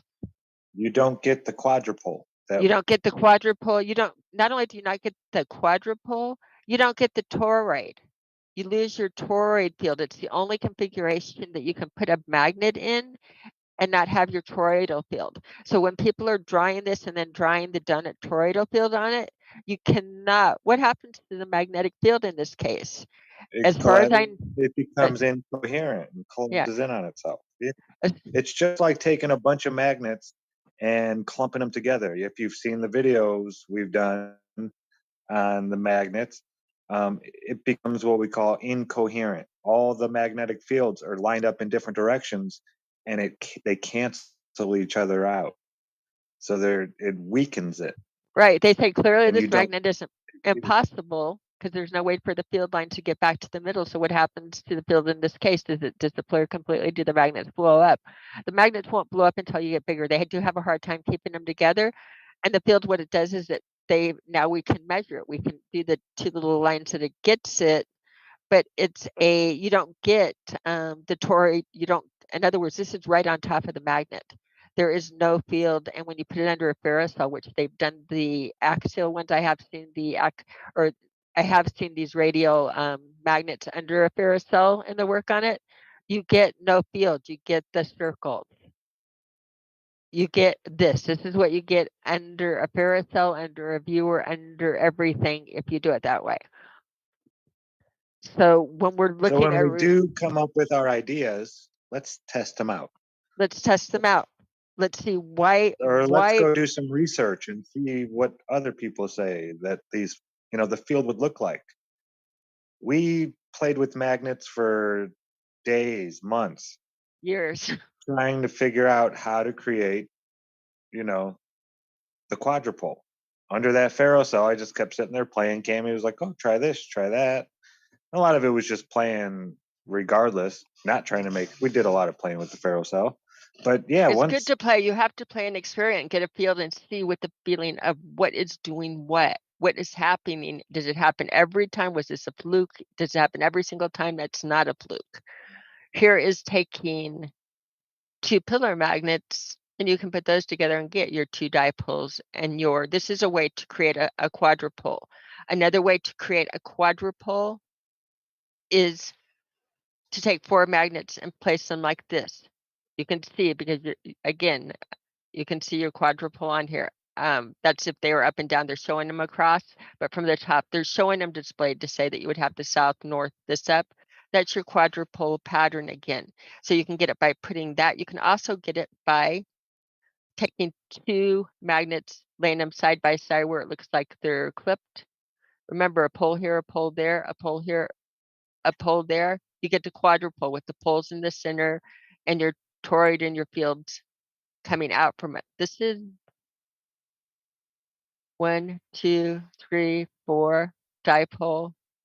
And again, a dipole that's got to come together.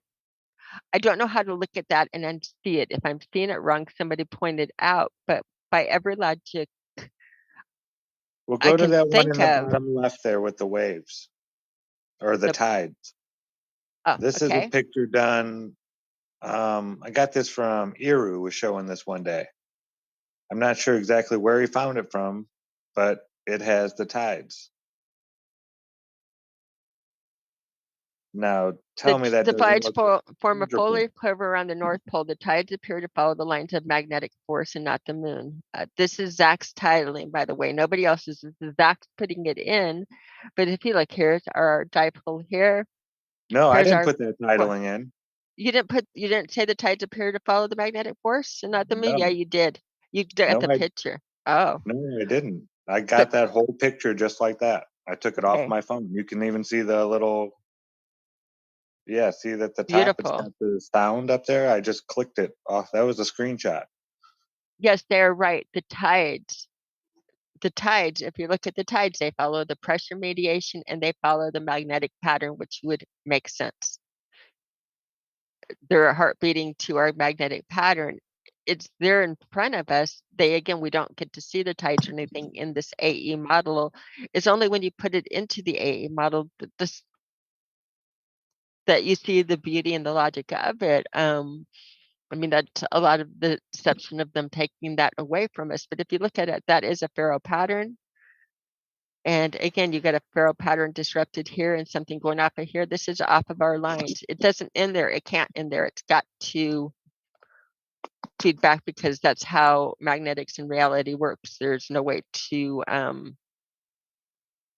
found if there's a way I can't find to like again end a pattern like that, it wouldn't make any sense. If you think about what a reciprocal and feeding into itself, you can't just have it wander off and go away. Yeah, as soon as I saw that, I was just like, oh my goodness. This is what they say we have. They said that we have, here's the right angle to the orbit, the axis of the magnetic pole. Here's our axis of rotation. This is our south magnetic pole. This is our north geographic pole. And then you're going to get also our south, not on this map, is our north geomagnetic pole. Again, they could not make this any stupider or complicated. You wonder why people don't want to look at it or don't want to take it apart because they've thrown so much garbage in it to confuse you that, oh no, you're missing this and at this angle. It's like, no, that doesn't make any sense. It's not spinning with our magnetics. It's not, again, nothing they say makes sense. And yet you look at this on a flat Earth, this makes sense. Why we're not looking at a quadrupole, I don't know, because with a quadrupoles are what they play with at CERN and do things with quadrupoles. When you start reading about quadrupoles and looking into things, you start finding the properties that come along with the quadrupoles. Some of the Maybe they're properties, trying to make their own realm there. yes, I know they are. With quadrupoles, the qualities that come and what they're using at the particle accelerations, the things that come with this configuration, and the reason it's so popular, and it is, if you look at CERN, it is your most popular because of the efficient properties it has. It is a natural field extender and field stabilizer. So having the magnetics in this pattern evens out the magnetic and extends gently the magnetic pattern and makes it easy. Again, much more even than you would have if you had a dipole pattern or the different patterns and the way that they gather. It's a much more spiky, not even field. So a field like this makes it that you need a lot less magnet to do a lot more with it. It carries it and extends, and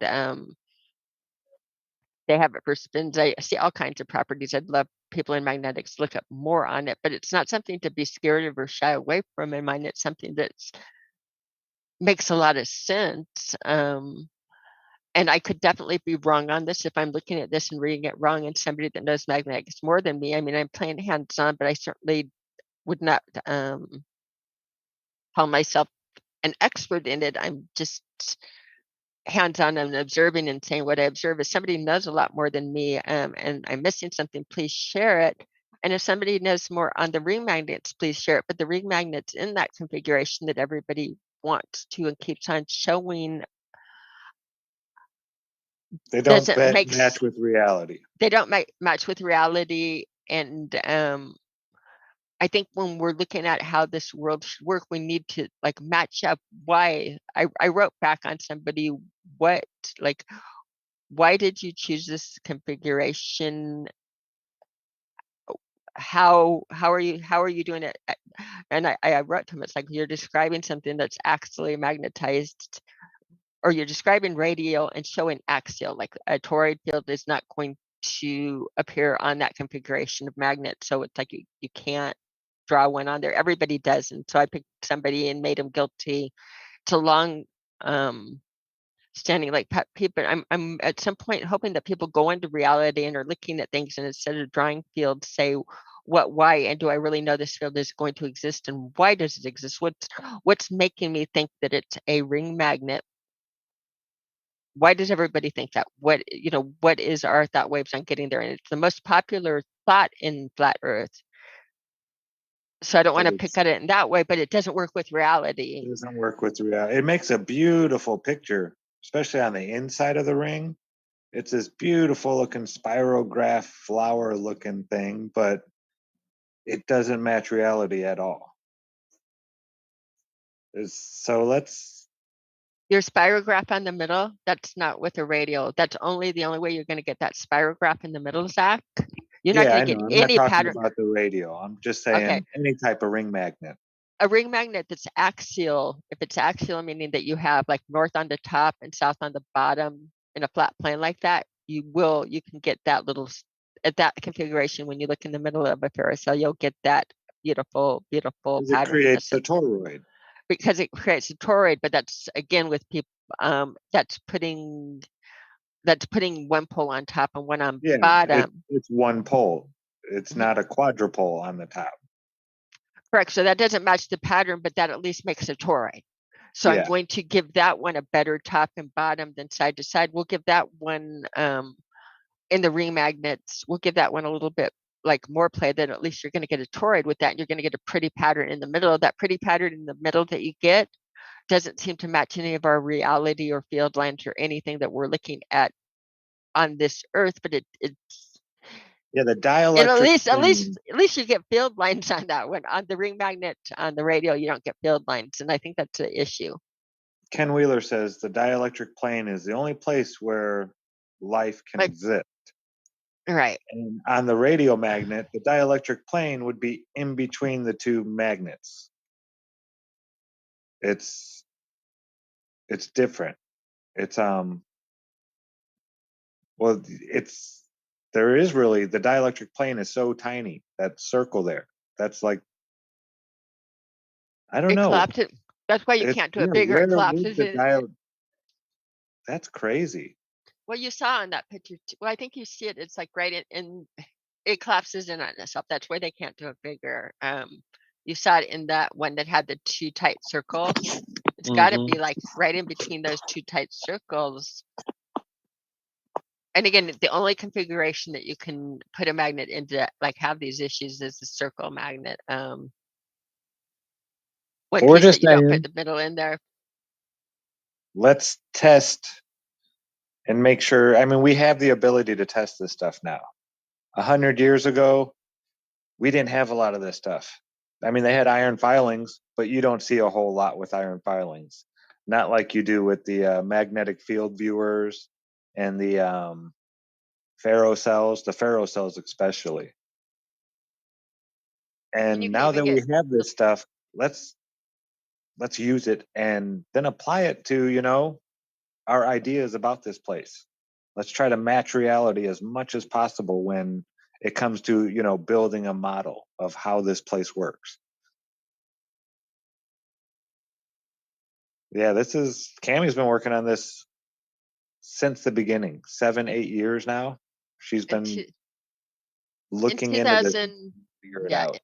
In 2015, I was doing this pattern, or I'm not sure, whenever we had this one, before we had this, even when I was trying to visualize it, I saw the quadrupole in the middle, and I was so confused on what was going on the edges, but I was trying to do 4 magnets here.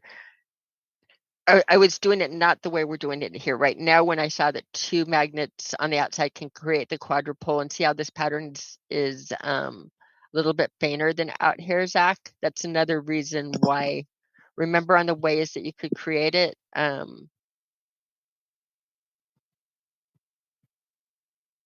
Ways of creating on these poses. You could put 4 on there. I'm sorry. But this is created by using 2 magnets. When you set the 2 pillars correctly, the third quadrupole. That's its own magnetic field. There's a new pole created. So think of a lot of this stuff. Cami got her ideas from the occulted knowledge, from the story of Joachim and Boaz and the 2 pillars, and all the masonry stuff. And then what happens when you put the 2 pillars in the right place is you make a stairway in the center, or a ladder, a way to ascend to the next level. This pattern. I have this. I'm sorry. I have this time frame for you there. Trying to anyway. I have this picture that I had caught in someone's presentation talking about the crap they give us subliminally when we're not even aware of it. And on it, it was the weird, archaic sigils that got flashed during the Major League Baseball game. And this was 2016. The date on it is like May of 2016 when I saved this picture to my computer. That is where I first saw that little round image with what looked like 4 horseshoe magnets around it. And I think that maybe on a live show, talking on a chat with you guys, something. I remember. I said, man, maybe there's not just 1 pole, there's 4 poles. And I think from that point on, it like, because I heard you say that like in the background on a show with Bob one time, and my brain just exploded. I'm like, oh my God, Cami, you got to get in here. We got to talk about this shit. So at least that long, you've been hammering away at this damn thing, lady. So it's funny. My husband, amazing. Yeah, my husband was like, well, why aren't you telling it? I'm like, challenged. He's like, he comes in, he's like, watch this video. What do you think? And it's like, I'm watching it. It's like, I don't like it. Why? Because doesn't make sense. He's saying one field, and he's orally describing one magnetic field and he's physically drawing another one. Why doesn't he take magnets and look at the fields that he's drawing? It's like he's not drawing the right field for the magnet. And if you're going to know the answer to everything, you should draw the field that if you're going to draw a magnet this way and say that this is this pole, and you draw it and and then you draw the field lines. It's like, no, that's not the right field lines for that magnet. It's like, well, why don't you tell people? It's like, I don't know. I tell people nobody listens to me. I'm not exciting. I'm not a presenter, but I've been typing in. You're amazingly exciting. I've been You break my brain. No, I'm not. But I've been typing you quadruple into the chat since 2015 because you can't not count the poles. Again, you look at the patterns and say, they're very well documented. I remember Rob talking about the magnetic island there off of is it New Zealand, Australia? I can't remember where. There's a name, and it's like a whole fucking magnetic island. Rob used to talk about it, and it was like, well, shit, maybe that's one of the four corners. Maybe that's one of those places the quadrupole is built from. I mean, think about it. A whole fucking island that's magnetic. That's nuts. What's interesting, and Zach's going to when we do the next Ferris, so we're going to get some better pictures. But hold on, let's do. I just found those magnets yesterday. I have, by the way. What magnets did you find? The red bag? No, the ones we're looking at. Oh, okay. Those ones on screen too. I need to find my pillars. I have big pillar magnets, and I don't know which box they're in. And Oh wow. Well, I had 6 of them, and I've broken 3 of them, and I have 3 left. These are big. These are big pillars. Like, magnetite type. They're 4 inches by. They're they're big ones. Yeah. And I have very sad shatter stories on them. Oh man. Oh, real quick. And a little bit of shout out there in the chat. I see you, Call for Zero, with that super chat. Appreciate that. It says sea level with the appropriate line drawn through it. That's amazing. Thank you, friend. I'm not ignoring you guys in chat, but as always, when this stuff starts unfolding, I am just wrapped up in it. I'm right down this super nerd trail with you, Cami. Don't you worry. We're going to something that you don't see in that close-up of the picture with the field. Something you don't see on the magnetic pattern is the magnetic pattern of putting a pole here and a pole there to get the quadrupole in the center. It makes its own little outline on it. It makes an undistinguishable outline. Theoria hypothesis, Ken Wheeler has, like, when showing the 2 and creating the quadrupole in the middle, he does it. He zooms out enough to see it on his, and we haven't taken a picture of a good enough thing. It's hard with the Ferrocell and the cameras and that to do the pics, but when you do it, see the little ferro lines, they make a little pattern like I drew in here. They borderline in it, and they've got it comes together, the little corners. It does it all by itself. That's why I like drawing on here and marking it. So I think the 4 corners that match up with your quadrupoles and doing that out, your 4 corners produce themselves. They pop out, and you see a distinct outline to this magnetic pattern when you see it more in full. And we have that zoomed into the middle. But I think the 4 corners are really where the magnetics corner naturally. And again, these are not things, these are observations, not any work I've done, but just observations of things that are created by the magnetic field does this. I don't do it. I draw very bad lines, and I draw very badly, and I cut little pieces up, and I don't do good artwork. I wish I could show better what I see, but the pattern itself makes corners. So you have your 2 pillars and your 4 corners. And your circle, because your sun going around is going to melt out a circle. And it's beautiful. I mean, it's just a beautiful, this way, the way it's just arranged is making it that I took all the latitude, longitude lines and spread out instead of stretching the bottom. I just matched them up where there was land. And again, where you can cut it, you're limited to, because you have to cook islands and make sure that you're not doing it. But this like shows every latitude, longitude line without stretching it the way that, again, if you printed this, which I did, I printed Northern Hemisphere and then I printed Southern Hemisphere. In the Southern Hemisphere, I just cut up and did that, but I did it to the same proportion as the Northern, so there's zero stretching on it. And it doesn't seem to affect our travel or anything like that. So again, there's creative things like that. It's really no different than the Gleason map, other than I didn't stretch things out. I let them just fall out naturally in size and left things off of the map. But because again, because if you cut from the bottom point and do it that way, you keep everything in time, and you don't need, again, we don't necessarily need to stretch the land to make it work. You just don't have lines everywhere. It's that easy. I think we make things a lot harder than we need to sometimes. Imperfect time. That's why we're in here. Watches that they lay it out in perfect time. This watch is amazing. It does moon phases. It tells you exactly what phase of the moon and what angle it's going to be and how it's positioned in the sky. It even does leap year, doesn't it? It even does leap years, yeah. How much is such a watch? My God. This one is over 280,000, I think. Yeah. Yeah, this How one's Yeah. uh-huh. Yeah. Yeah. $250,000. Oh crap. That's Okay, wait. I said, let's how go much is shopping. that watch on the screen? Uh-huh. That watch, like the Yeah. thing on your like. How much is the watch? Not It's a lot of money. Here, the we'll go system shopping. that you. Shall we go shopping? Yeah, they make a new one of these every year. Every year. These are fabulous. There's only so many of them made. It's like under 100, I think. I don't know. Well, yeah, they can't let this get in the hand of everybody. Is that And they'll stellium know. or They'll which one is that? know. They'll know. And then there's people who make knockoffs, of course. You can get, I think the cheapest knockoff was like $350 for one of these. Yeah, we want the recitals. Hold on.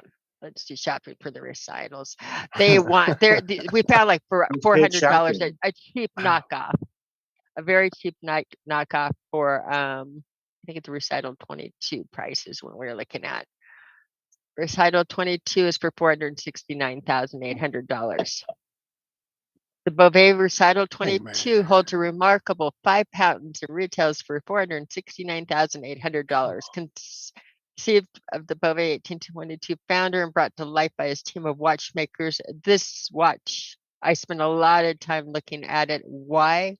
A working planetarium. It is a working planetarium. It is a working. It's an Anathekara. I was trying to remember the name. Thank you. It is exactly that device on your. This one you can zoom in and go on it, and any other grand recitals in this. When the people, that's a fabulous one too. Father's Day's Glows coming. in the dark, of course, gives you your moon phases that glow in the dark and does everything in perfect time. But you can spend hours and days on these watches, and trust me, I have. They are amazing. The sphere is divided into 2 parts, one black, while the second one's engraved and textured. It's all the engraved sections are filled with luminescent substance that makes it possible to clearly see which part of the moon is directly illuminated by the sun. They're going to do things, and it's not only giving you your face, but it's showing you how the sun and the moon are pointing and doing this. Yeah, people do know what's out there. But and it's got a new timer, if you go back there, Cam, where they were showing just a picture of the whole watch. On the left-hand side, that's the second hand, and it doesn't go around in a circle. It goes to 60 and then springs back. And starts going. So it recessions. Yeah, it does recessions and it does everything. Recession. That is insane. The hand-painted globe performs one anti-clockwise rotation every 24 hours at the base of the globe. It's rotating and everything while you're going in time.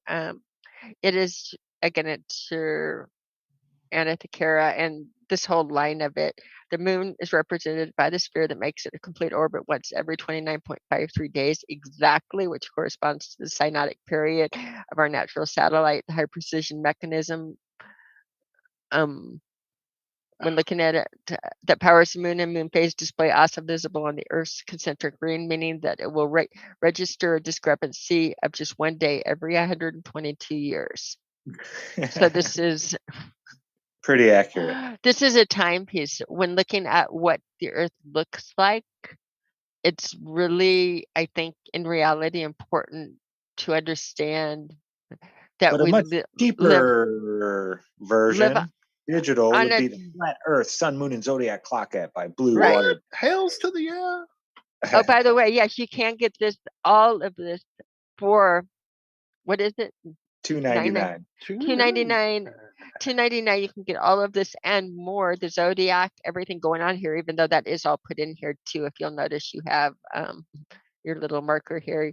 You've got a lot going on in here. We won't spend the whole night on it, though we could. Each one of these, I won't say I've lost days on this series of watches because they are brilliant.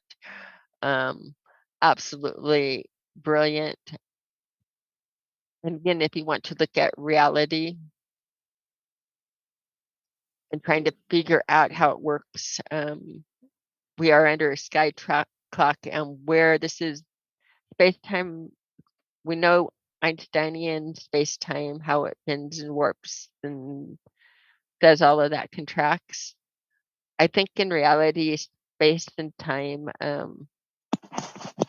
which you'll both call privations, so you can't say they can't be woven, but in a way, if you're going to take it down to reality, where you are in space or where you are on Terra, where you are on here is where you are in time, between all of the stars and everything going above you and the energies that you're gathering you. It's not the same anywhere. Or again, you're marking a very special place, and that time only happens in that space where you are. It's a very unique place. So space and time are interconnected. Just where you are in space is where you are in time.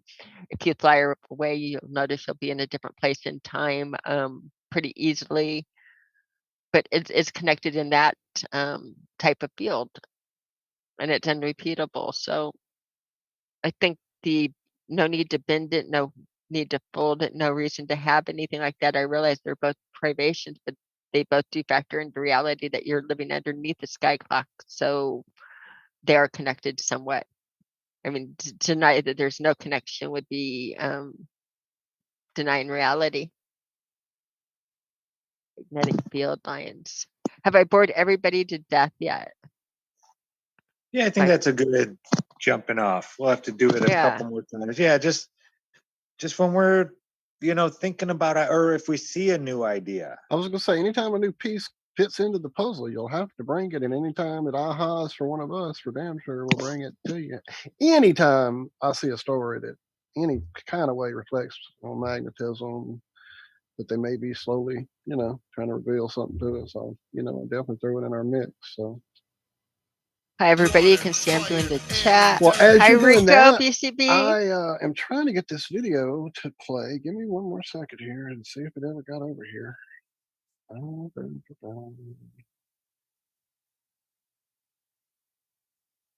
don't literally give me a second. I'm really trying to make sure. I'm going to stop sharing and give it back. Here you go.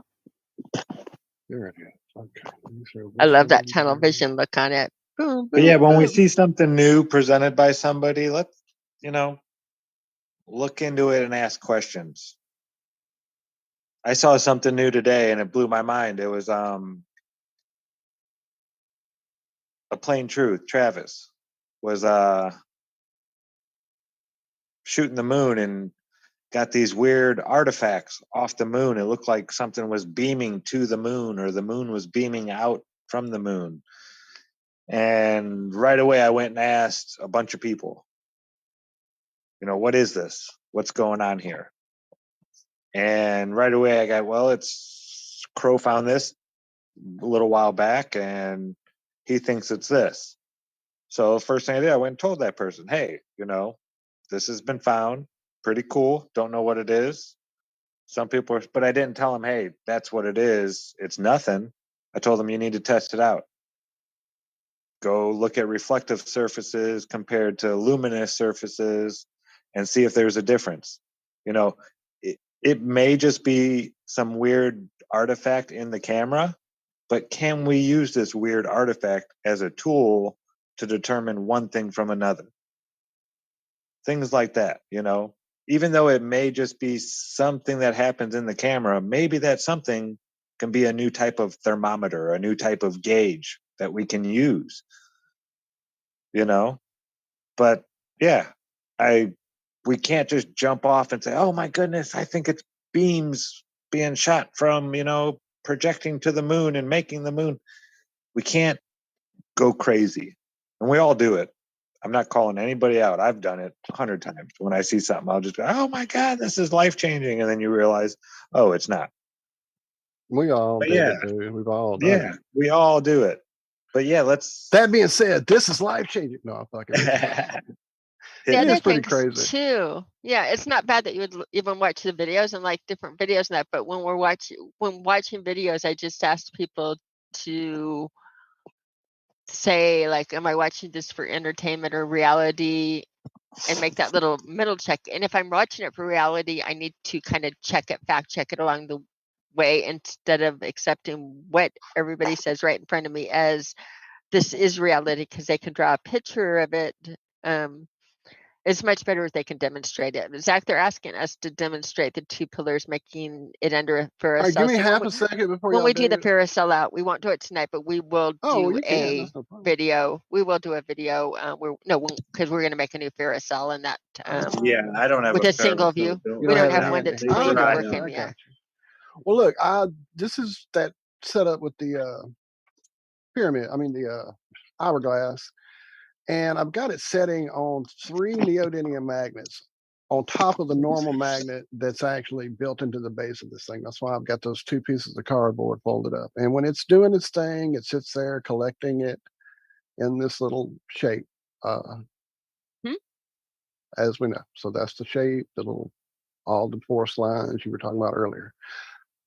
Then it sat there, and it sat there, and it sat. How do I get off this video? It's so cool. There we go. So after it sat there for frickin' ever, and I took it off the base, this happened.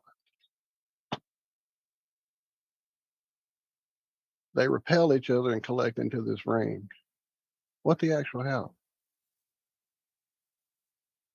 Yeah, that's wild. That is wild. And tell me, when they're doing this ring, where's the magnet now?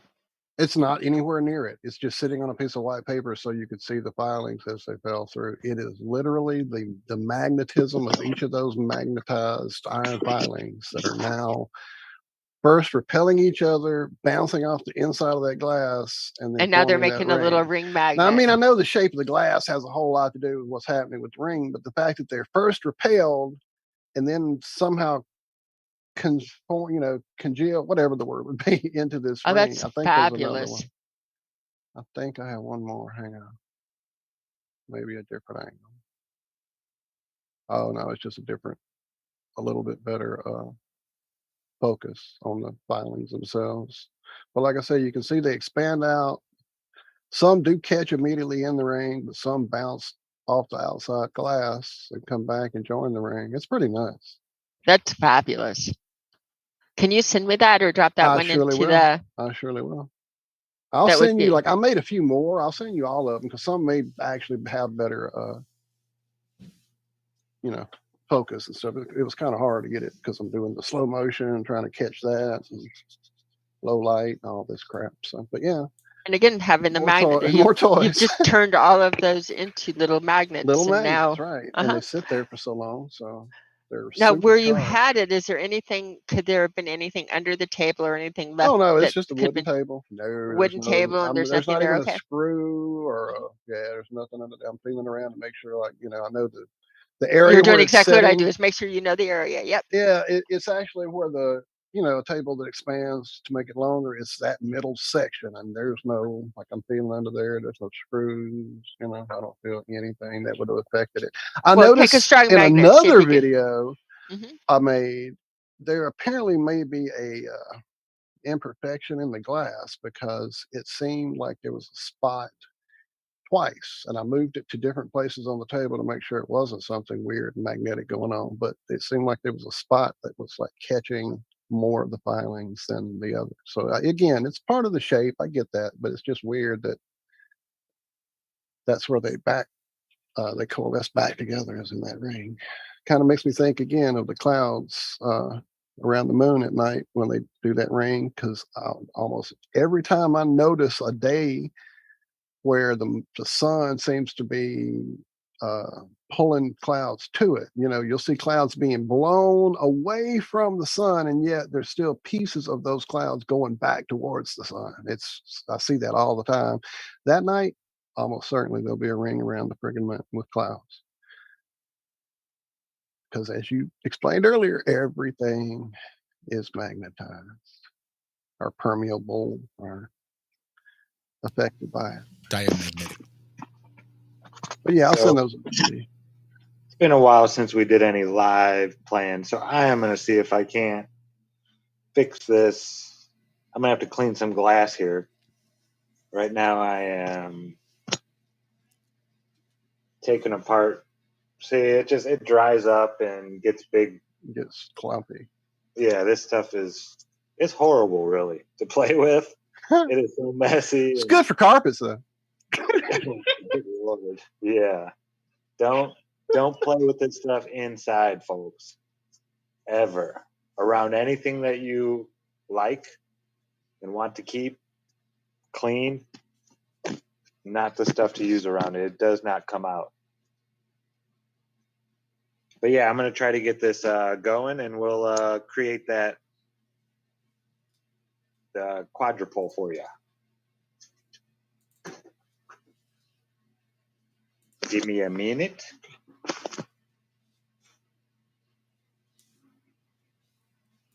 Water, Wow. fire, air, and dirt. Fucking magnets. How do they How do they work? And I don't want to talk to a scientist. Y'all motherfuckers lying and getting me pissed. Had to do it. You have to. Have to do it.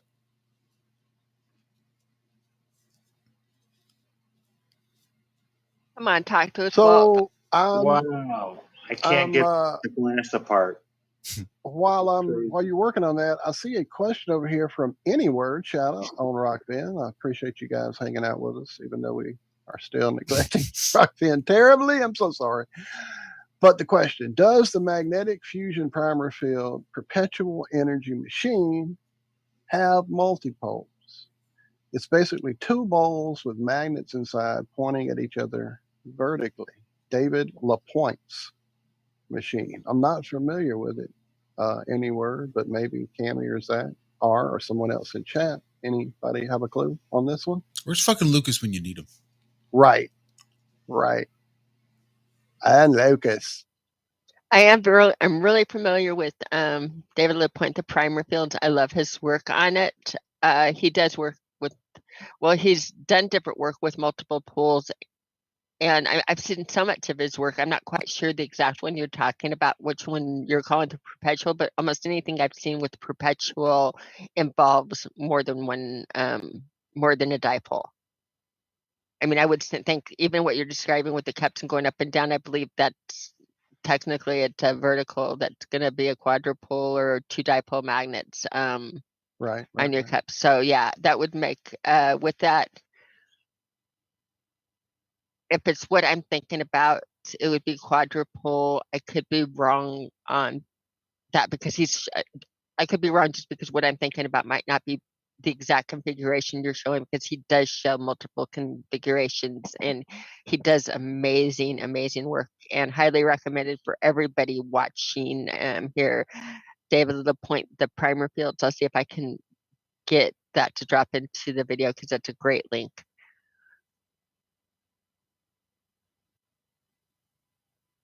Some of my more favorite work.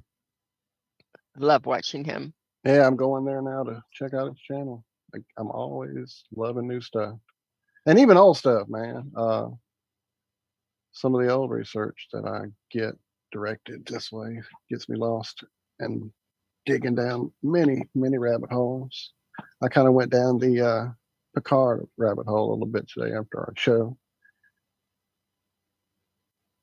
Since they are touting him, there's a few other stories out there. I'll drop them around when I have a minute.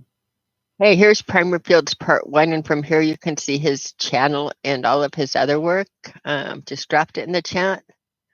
And I don't know if anybody wants to bring it up and show it or that, but that's like fabulous. Does good stuff. I've been following David LaPointe a lot longer than I've been aware that we're not on a spinning water ball.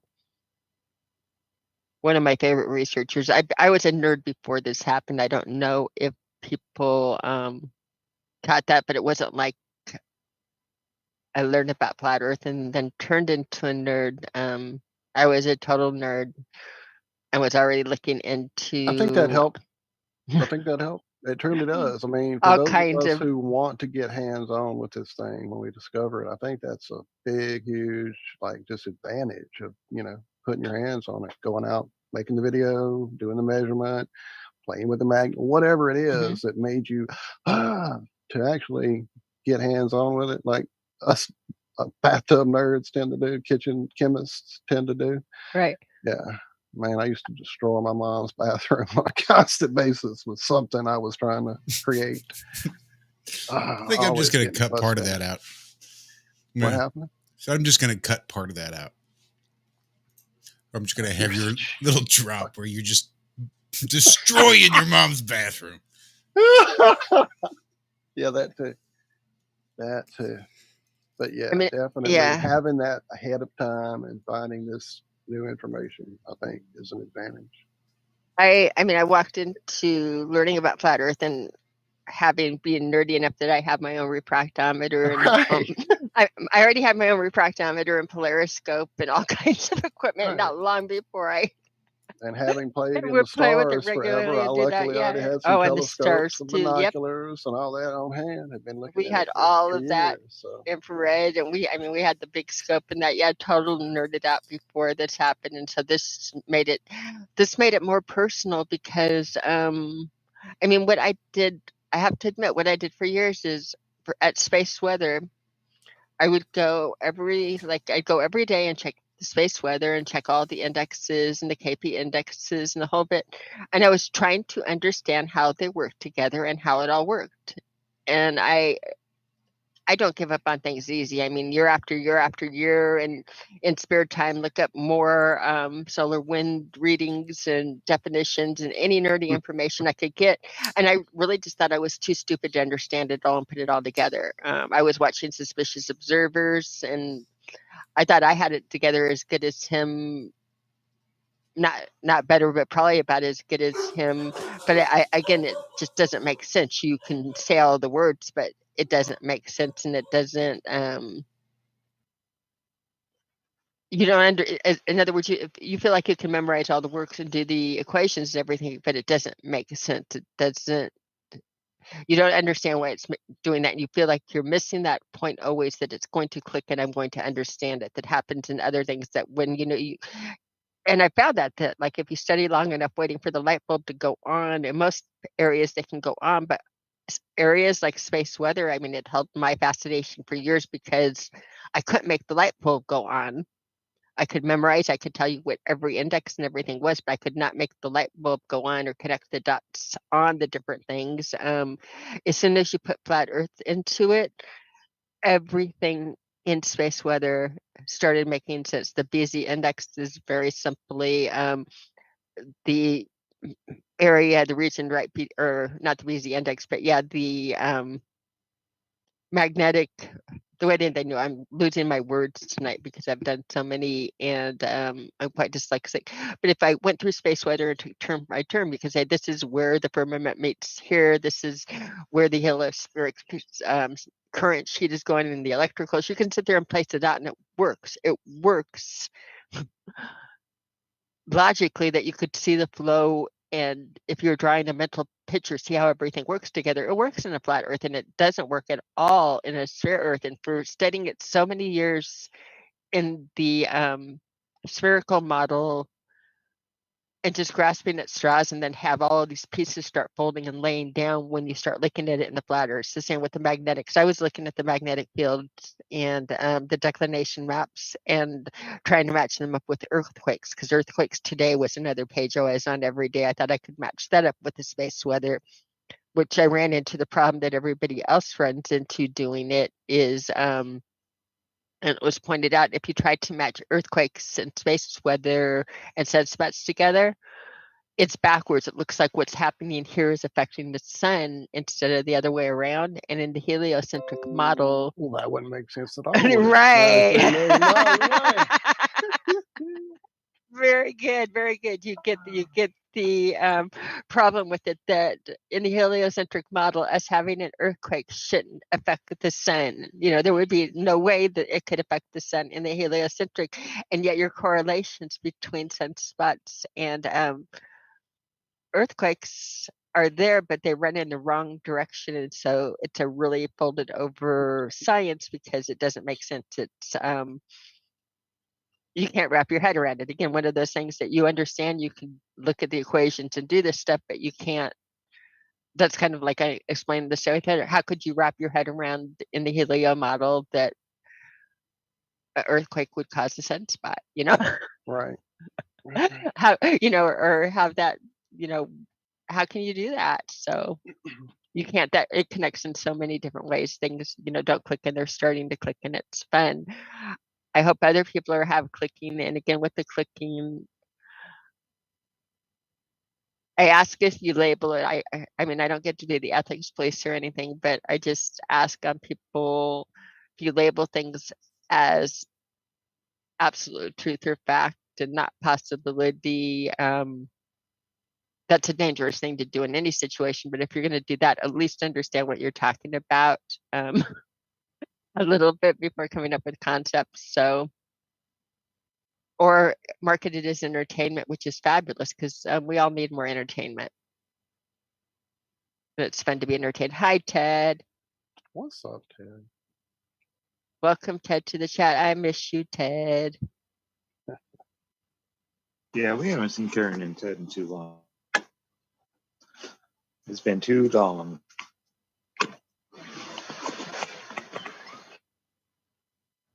Hello, Capitalicious 420. It's good to see you in the chat. Absolutely. Yeah, I cannot get this glass apart, so I'm going to see what it looks Fantastic. like without getting it apart. We'll see if we can't. There's still ferrofluid in it, but it most likely is really dried up. That happens.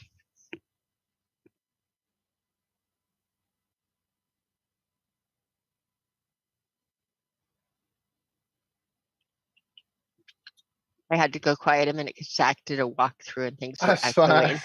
I'm So I did playing this. So I catch turned up. mine off a second. Did this. Hello, Karen. View no What's up, notification. I missed 2 lady? hours. Honey, I bored people to death on magnetics. She didn't miss a thing. I just felt like rambling because I'm in a rambling mood. This was not one of my better presentations. How will you even say these words when there's 'cause people in chat that were breaking their brain left and right? I don't get it. It was amazing. I missed that. Karen, ignore her. Ignore her. Go back. Watch the whole show. I missed the chat during the presentation because I had I did everything too up. because I was wrapped up in your presentation. And then accidentally closed everything, as you saw, again, to get to the watches. And so when I brought the page back up, I it started it to my chat. I couldn't go back to see if there were any questions because I was going to go back and look for questions, but it's like I'm not coordinated enough for this, perhaps. If anybody has any questions, I am watching the chat now. I love questions. And Cap, we learned that we have some interesting family history where we cross over. Are you ready for this? My grandfather was a German in Pfeiffer, Russia, and his grandfather, I believe, was a Don Cossack. So I'm not quite sure if I get to call him master or what, but our grandparents are from the exact same region, and I think I'd love to sit down and talk with him because I'm wondering if he knows more than I do from my grandfather's stories of his childhood. I don't have any working knowledge of the area, and I'm wondering if he's been to the area or is familiar or how much family history he has. But I love it when things cross over in reality. So I'm really hoping we can talk more. And oh my God, that's so epic, Cami. Did I maybe call you master, or what is epic, Capalicious? Could I do think it's totally epic. I love it that, again, people connecting that, again, grandparents could have possibly known each other. Real history is fascinating.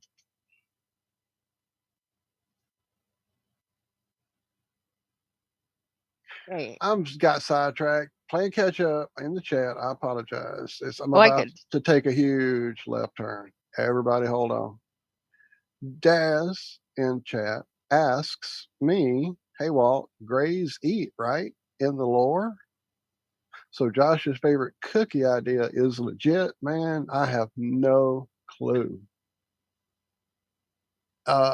Historically, the things that I read and saw presented in convention, you're talking about gray aliens? Is that what we're talking about here? I'm so off. This is what I get for not paying attention to chat.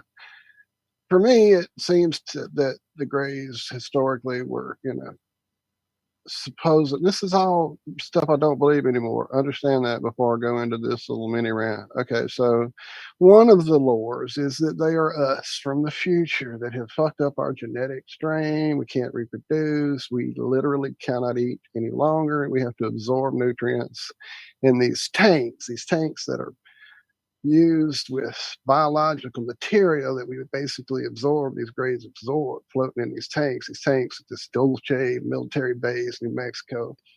People work there, have seen this, where they're floating in these vats of, wait for it, cow parts, because there you get your cattle mutilation. It's this whole big scary thing to make you have nightmares at night, and it's all a bunch of bullshit. I don't know what that means, though. I don't know what the cookie idea is. You've lost me, Daz. Clarify for me, man. I don't understand your question. I really like oatmeal cookies. And the Grays, and I'm so lost. But I'm not sure what my favorite cookie idea was. Is it an idea about my favorite cookie, or is it my favorite idea about a cookie?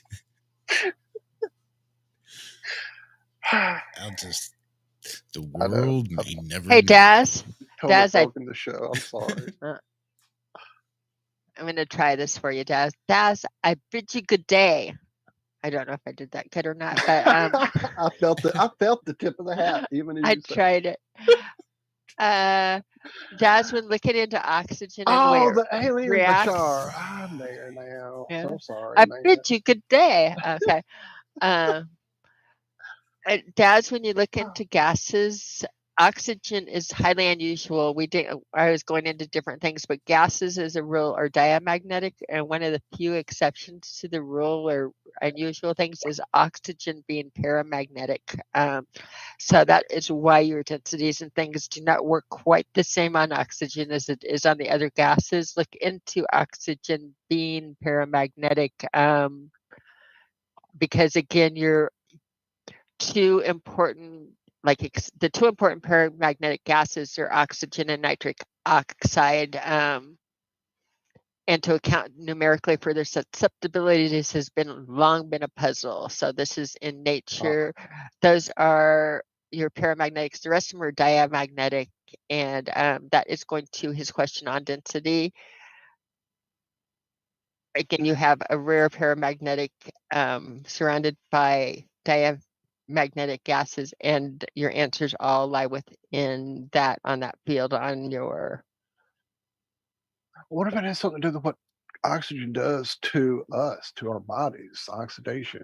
You know what I'm saying? I wonder if it's part of what has been done to us in this realm with all the electrical magnetic field, not necessarily the new EMF stuff, but maybe the older part of this creation has been fucked with when they messed up the energy grid of the old Antiquitech. Somehow that fucked up our literal genetic blood makeup, and that's where all the blood type stuff starts coming into play, and the magnetism and the poles are how you ascend because your magnetism has been changed in your salts. And I know I'm rambling, but that's usually where the stuff comes from. I'll shut up now.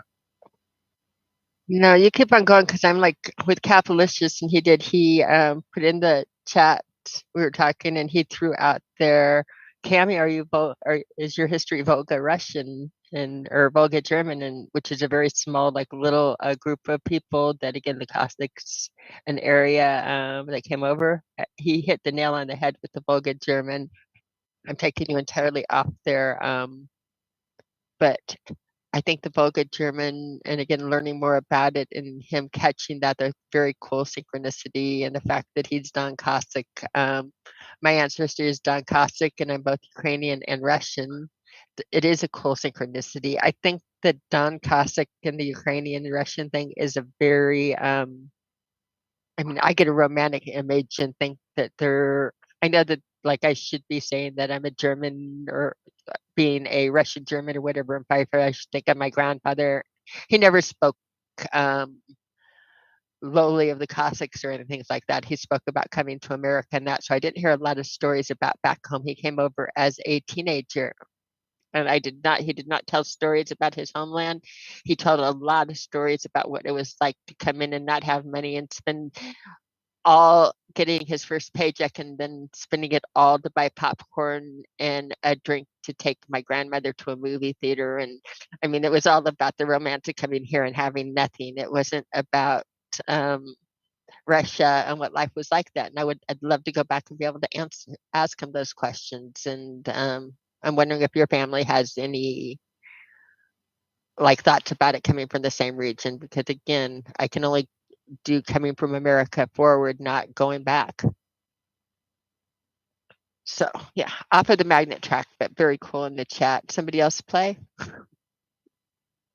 Loving that. Would love to sit down and discuss this with them. That's epic. Can you come out here? Still going over the brain with the whole idea of the blood. Oh, are you asking me out to the garage, Zach? Yeah. I can. Give me a minute. And I'm going to detour if you guys get things. I'll detour there a bit. Truly, the oxidation is where us aging comes from. That's where death of this physical avatar comes from. It's from oxidation when you get down to the most basic biological fact. So the fact that, like you said, the magnetism and the dump, I don't know, just again, rambling, but I'm going to have to dig into this a little more for sure now. Dig into it, definitely, magnetics and oxygen, because again, it's the exception to the rule, and because of that exception, it's going to, as Dad was putting in there, it had some unusual density qualities and properties, and that it has properties that are not going to work on any of the other gases. It's going to be the exception, but there's a good reason for it. You'll get into paired electrons and other silliness on it, but it's fascinating if you're a nerd. Even if you're not, it's fascinating.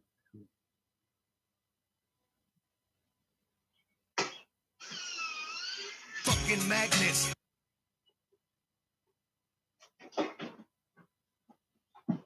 Magnets, bitches, or what does he say? Yeah, magnets, bitches. All right. Yeah, bitch! Oh, magnets! That's what he says. So I got it set up. I don't know how well you're going to be able to see it. I need Cami to help me record or video it. We got the two hands.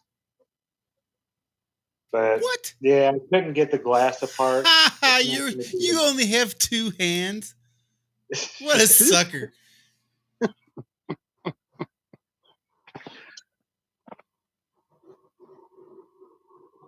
While you're setting it up, those are real. Here, I'll show you how I did it, at least. We're not seeing. Oh, there you are. Okay. Yeah. So I just have a cardboard box. All right. I painted the inside black. I really need some of that blackout paint. 2 panes of glass. I couldn't get them apart, though. Usually I put the stuff in between, but you get bubbles after a while and it hardens. But I wiped some on there, but it was outside. But as you can see, the LEDs are just on a piece of cardboard and they go all the way around. You set that on there. Do you need a clean case of glass? Do you need me to get you one, or is this going to No, work for you? it'll be. And y'all broke. Sorry. That's 2 hands. That's Well, what where you do I have get, the fucking camera now? around Do with I all have that it? oxygen in 2 hands you're doing. You gotta look sucker. at it. Look at it. Okay, sorry. Hold on. Okay,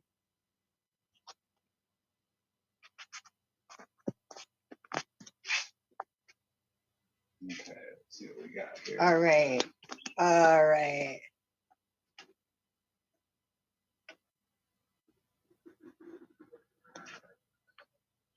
Are you seeing anything? Let me get it in closer. Well, you don't want to get the lights. Okay, I don't want to get the lights. Okay, I got it. Okay, we got field lines. I do. Yeah, it's not going to look very good.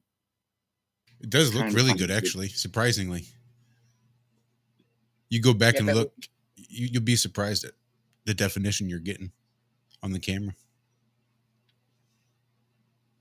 And when you turn them to Yeah, where it they really want looks good here on my end. I'm seeing it a lot. Yeah, hell yeah, dude. That's crazy. And I think this is the one I wiped it on there.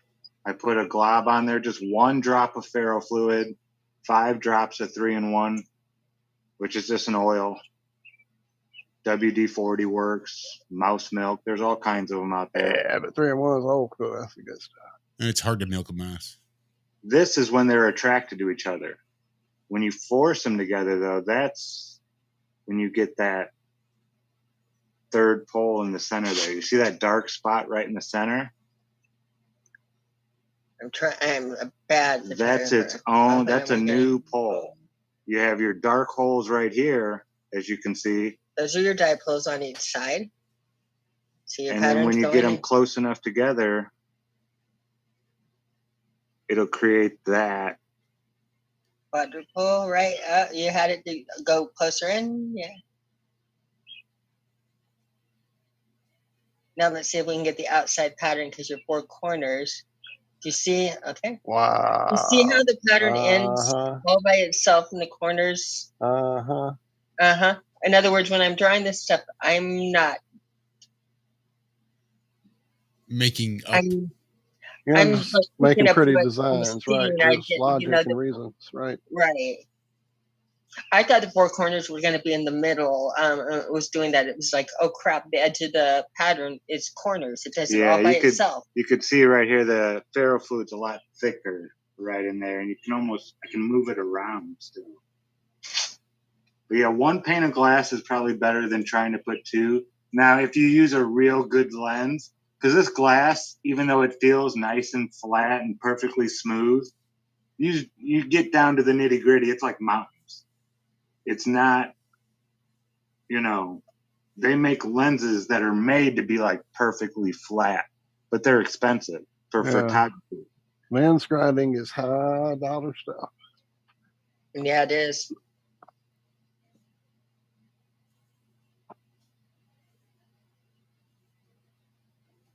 I see Earth. Now, do you guys see where the pattern ends? See how it does it itself? It ends in corners. See the corners? See how it it comes to a stark pattern and end. And again, when you actually do the 4 corners in there, it'll do more like that pattern I did it when you get it positioned right. But you look at the outside pattern, it just all of a sudden, like again, where the pennies stop holding on and they drop off. And it's folding on and you're out, it can't carry any further. So yeah. Now I'm gonna go get a ring magnet and we'll show you what that looks like underneath the ferro cell. Now what he's gonna show you on a ring magnet is this is a ring magnet that's axially magnetized, meaning that it's magnetized up, like the top half of it is one pole and the bottom half of it is another pole. It is not to the center. A ring magnet magnetizes axially. Almost all of the ring magnets you see, speaker magnets, for instance, are axial magnetized. What? Okay. So are they hearing me talk or did you? Yeah, we hear you. Good. I'm holding his phone. I was hoping he was. No, we are. We're hearing you. So in other words, when he shows the ring magnet and does it, there's also a ring magnet out on my deck. The thick one is hooked underneath the ball. I know where a good one is if you want me to get it. Oh, there's a red bag. I had a speaker one. Oh, a speaker magnet. I remember seeing that. Yeah, speaker magnet is going to be, again, if you, that the pole position on it is going to be like if you cut the tube in half, and half of it is called axle. It's along the up and down axis. So top half would be one pole and the bottom half would be another half. It's when you put the poles to the inside and the outside that you run into troubles in the fields council. So axial rotated when you're going to get a nice toroid. So that's what I told somebody doing it is you're describing a radial All you nerds out there, magnetized, never throw away. and you're showing and you're drawing a picture of something that's axial magnetized. Which one are you using, or doing what you're saying or what you're doing? This is a speaker magnet.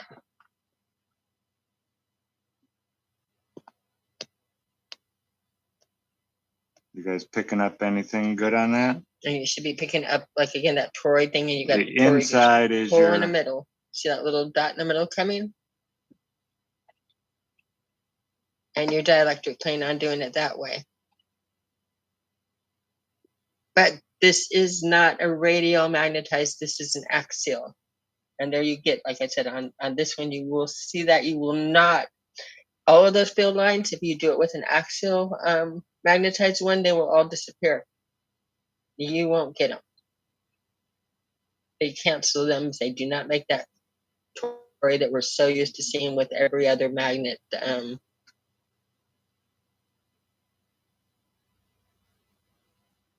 can see both of the poles right there. Those black circles. I'm trying to not get your black circles right there. Do you see them right there and right there? See it? Right there, that shadow. Got it here. And if you put it down and look through the middle on the ring magnet, it is beautiful. It is fabulous, but I cannot find anything on our magnetic patterns that suggest that this is what we're looking at. If this was the ferro pattern we were looking at, our declination patterns like this, because our iron and everything on the ground would line up in this direction, not in a random quadruple. So the box was $2, I think. The glass was maybe $10, and the ferro fluid was $20. And then the lights were $15. So you're looking at like $50 maybe. For a giant one. I mean, yeah. And the ferro fluid, I used one drop right there, and it comes in a big jug here. I used one drop, but it is very, I mean,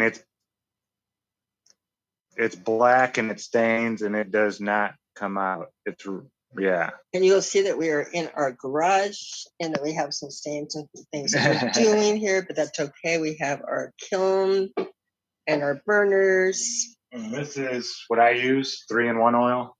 Which you can all use 10 that silicone. It's cheap, and about 5 drops of that, 1 drop of dilute. Fluid. There's the dropper. You could see that's after trying to clean it a couple times. I just gave up. You do that. Yep. Yep. Welcome to our realm. I'm gonna go get my things back on. But yeah, and a really good thing to do, I don't have it on this, is to get blackout paint. See how that glares off of that? And you really don't want that. You don't want that glare. But that blackout paint absorbs light. And you can, yeah, it's going to look so much better. Once I get some of that paint, it's expensive though. It's real expensive.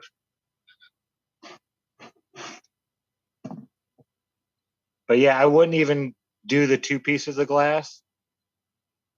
You see so much. Ooh, yeah, that's the wrong side up. You really don't want to get this stuff on anything. I leave that outside at all times, like in the shed. But by the way, Zach, I believe it's the same people that make that fabulous paint. They also, I was looking into, if we were doing a mirroscope, there is a metallic paint that a mirror paint, like by the people that do the absolute black, that's like a mirror finish that they were doing testing on. I'm not quite sure if it would be good enough for the mirroscope, but it's also like that black paint, kind of expensive, but pretty darn cool.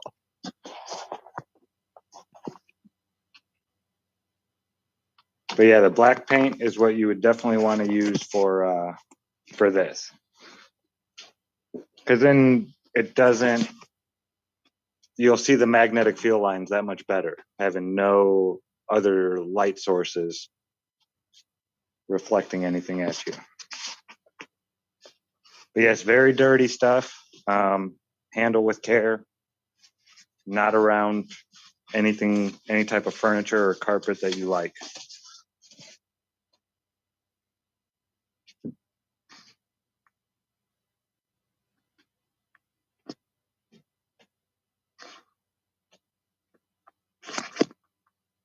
Keep talking, Zach. I'm making coffee. Cami lost. Am I lost? No, you Hello? lost. We were playing. We're going to be quiet. Okay. I'll go back to that because my coffee is being made and I can't tell if I'm in range or not. Man, that stuff is so dirty, folks. It really is. Wow, it came off the wood really well. That's amazing. It didn't stick to the wood that much. Yeah, well, RSO is like playing with water by comparison as far as on a messy thing. Yeah, anybody wondering about RSO? It's the most amazing thing I've ever seen, to be honest. Big shout out to all you legends out there making that stuff. And Truth. You guys are doing the creator's work in ways you have no idea. I mean, I've seen it firsthand, and it's like a miracle. Medicinal ointment, oil, whatever you want to call it. It really does work. Like if you're having any type of skin issues with moles or things like that, before you go having surgeries where you're letting people cut big chunks of your skin out and stuff like that, look into RSO. It's just amazing. I don't want to say too much, because it's not really Not a doctor, yeah. super. And it's very gray area and it's tough. And there's a lot of people doing a lot of amazing, beautiful help out there. And we definitely don't want to jeopardize that in any way for them or for the people that they are helping in humongous, soul inspiring ways. And those of you in the know who we're talking about, and send them the extra love they need and deserve. And my God, their rewards will be 1,000-fold. It's just amazing, the love that is being shared. Be careful out there in the other parts of the world, as far as I know, there are states where there are legal matters, there are medical programs, there's even recreational programs. And even in Oregon, when I was there helping Mom throughout everything, not just to cancer there at the end, but to her pain, through all the different things I went over there to help her with, different, you guys know all the things that went down. But when I first got there and first got her a medical card, and it hadn't gone full recreational, it was very limited. It was there were certain stores, certain dispensaries that were still only medical. You couldn't just walk in and go playing. You had to have a card to get in there. And when you got in there, they were having true, real medicine. And it was medicine created with the same love that we are fortunate enough to have some people sharing with us. They knew it was going to be. They knew it was for healing. They knew it was for that. And you could see the dark green, full spectrum, all the synergy, all the symbiosis, all of it in these lovely, lovely doses. And it would help Mom's pain. It would help everybody's head. I mean, it was great stuff. But the guy who was making it there had already told the store that run and maybe one or two more runs were going to be his last for them. He was doing it specifically for this store. And unfortunately, due to all the legal loopholes and jumping through the hoops that you had to do then because of the new recreational bullshit that had destroyed the Washington State medical program, it was starting to happen there in Oregon. And so fast forward to the next visit, that store no longer carried his product. And any of the RSO, quote unquote, that you could get on any shelves in the state that I could get my hands on were all these clear, highly distilled products that some even had artificial fucking terps added back into them. So be careful. You want to get the real stuff. You want to get the real medicine. I mean, if that's all you can get is the RSO 2.0 or whatever the hell they call it, and it's, you know, it's got stuff. There's some companies out there. Again, I don't get paid. I'm not advertising for them, but you just do your research. You know, don't just walk in the service station and pick up a syringe of Delta 8 and think that's going to cure you up. You know, you want to get the whole thing. You want that full waxes, chlorophylls, all the oils. You want it all. So And you I'm want the knowing intent, this is going on the because a buddy of intent. mine. Well, I'm sorry. Go ahead, Zach. I was just going to say the intent. You want the intent. And the intent, of the obviously. person making it. But Yeah. as I'm trying to help my buddy out who's going through this issue with his cancer, where he's at, apparently they don't even have that yet. It's kind of like Louisiana's medical situation. The closest place that supposedly has RSO is Arkansas for him. He's in Texas. And when I called them to find out what they had, that's the first thing he told me was like, yeah, man, we got RSO. It's actually RSO 2.0. It's all clear and stuff. You can eat it. You can dab it, blah, blah, blah, blah. And I think that's where it all fell apart is they were trying to make a all-in-one product that you could have fun with in any way and not be so, I don't know. Just, you know, people making money, I suppose. But yeah, definitely. And again, I'm not a doctor, nor do I play one on Iron Rail Media. And my personal experience helping my mother through her health issues, full spectrum, was much better than 2.0 as far as the RSO went. Yeah. But if I'm not a it's all you can doctor. get, Don't ever want to be. Not one of those doctors. You know, I love making medicine. I would love to make Rick Simpson oil for people.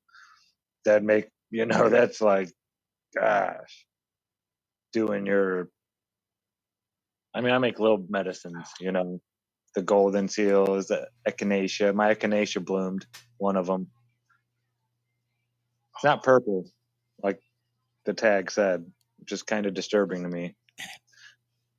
So I should do a little bit of research on this comb flower and see what properties it carries, because they're all a little bit different. I'm sure it'll have some good stuff in it, though. absolutely. But So yeah, the that's RSO that's like miracle max hippie type medicine. hippie shake in chat sharing Rick Simpson's channel. So go check out the OG himself. And as Stephanie Martin saying, Rick Simpson got it right. No need to change the recipe. That sudden intake of breath you heard, that sudden, you may not heard, I don't know. It was actually when I saw a gentleman hit the chat, Mr. Billy Ray Valentine, and the date in my head kind of clicked with his name, and I suddenly realized I'm such an asshole. Billy, I am so sorry we haven't, or I didn't yet. I don't know. No. Josh missed on No. something behind the scenes No. that I forgot about. But yeah, started working on something and then life got in the way, brother. You will get those frickin' things you need from us ASAP, my friend. Love you. Indeed. Sorry that it got out of my head because it was definitely being worked on my end a bit here and there. Yeah. We passed some ideas back and forth. So we didn't forget till we forgot. Till we forgot. We remembered right up until we forgot. Right after that, we forgot again. Damn it. Yeah, You remembered until you didn't. Love you, though, brother. We will make it happen soon. We will make it happen soon. Lots of big things in the works. I'm excited. I am super excited. Well, I'm about excited as I can muster, given my state on this weird ass Friday. It was a weird, energetically weird Friday for everybody. In my nap, I had weird dreams, even. Like weird. I don't even remember. Just woke up out of sorts from it, going, "What in the hell was that about?" So Should maybe we go we're do all some getting shoot stings energetic. for this? Oh, we're gonna definitely do some Yes. shoot sting. I think so, at least a couple times.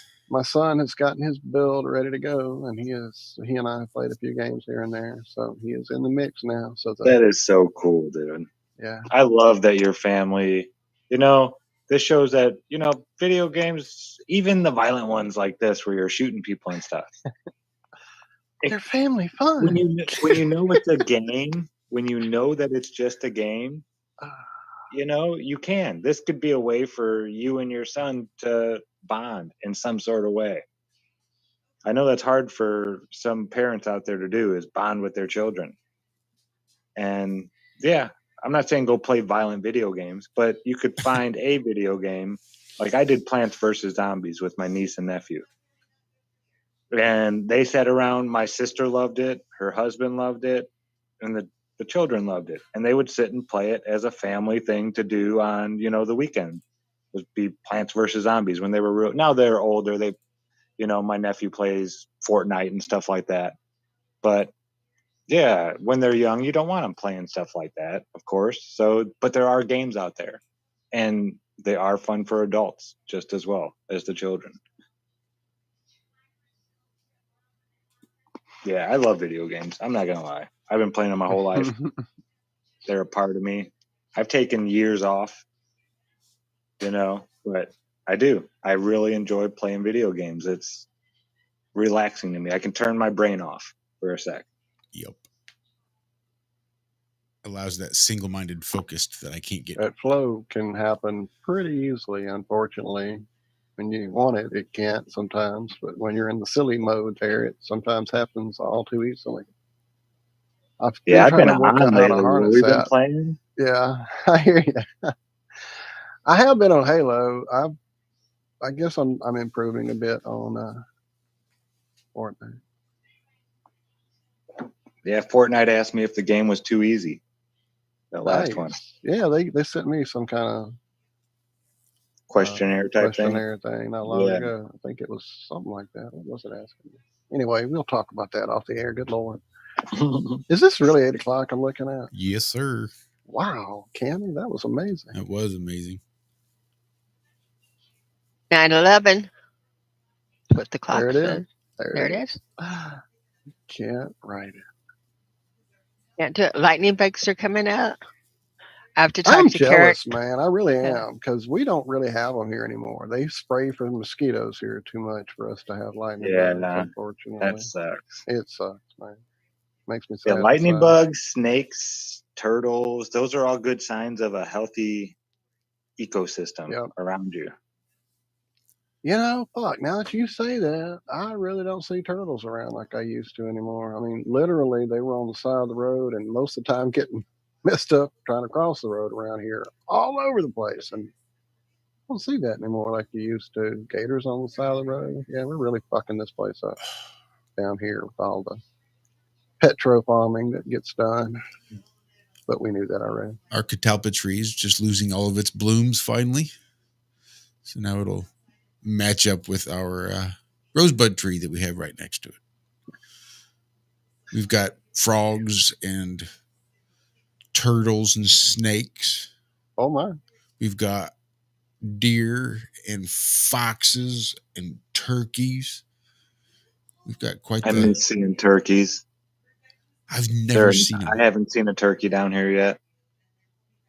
I've never seen these turkeys. You have to go to Karen's backyard. In Karen land, there's tons of turkeys. I thought you were just being mean to Karen. No. Oh no. What's up, guys? Turkey?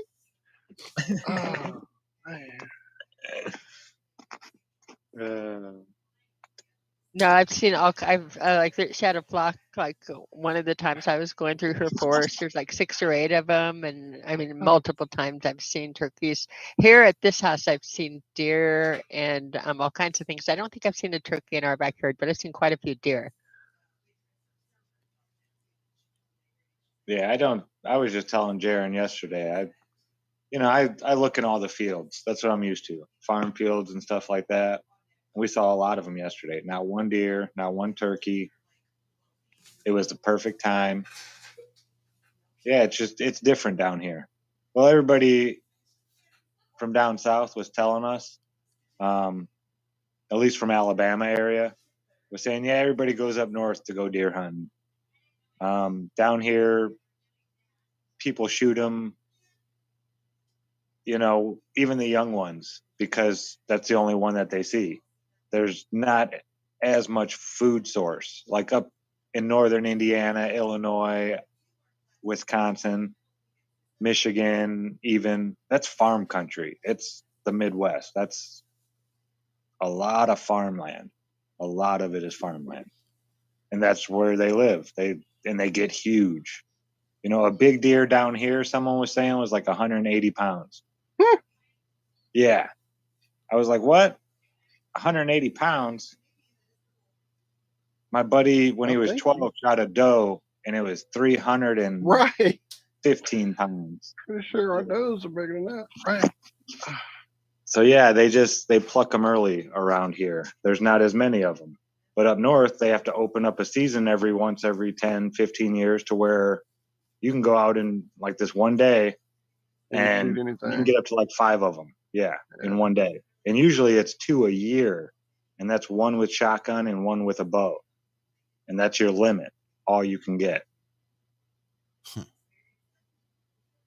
Missouri, they do it based on the amount of land you own. Landowners get deer tags. And based on how much land will determine how many deer tags you get. And then I think there's a rotating system for farmers are allowed to protect their crops in Indiana. They're allowed to shoot deer that are, they'll decimate a bean field. A big herd of deer, they will just destroy your beans. Yeah, a big part of your beans. So they're allowed to, defend their property and whatnot. Right. But as far as you just going recreational hunting, you don't even own the land. You're hunting on, there's a lot of fish and wildlife game preserves in Indiana that you go and, like you said, they have so many, depending on how big the area is, and they can give you a tag. They sell so many tags per year, and you have to get a special day, and you get to go out hunting on that day. You don't get one, better luck next time. They have them for a week, 2 weeks, because people go out on, trips and whatnot. But yeah, you can buy a day pass even. And if you don't get one, then you don't get one. It's really first come, first serve. It's crazy. The first year, because I moved right down the road from the DNR station that gives out these tags. And I lived almost kitty corner to a game preserve. And I thought it was Armageddon. It was 4:00 in the morning, and I'm hearing all this shit out in my front yard. I go and look out the window, and it's just a line of cars as far as you could see going down both sides of the road. It's like, what the fuck is... I'm out in the middle. I lived in the middle of nowhere. I was like, what is going on here? So I went out there. I was like, hey, what's going on? It's like, oh, it's the first day of deer hunting season. We're all trying to get our tags. Okay. So you don't even get tags till the opening day? Yeah. What the fuck? How do you... Yeah, it's a clusterfuck, too. I'm glad I'm not a hunter anymore. No doubt. Or if you are, you better get to know some farmers. Because you can go hunting on people's property, You can get tags to go hunt on people's property. Though, like you said, the landowners get a certain amount of tags.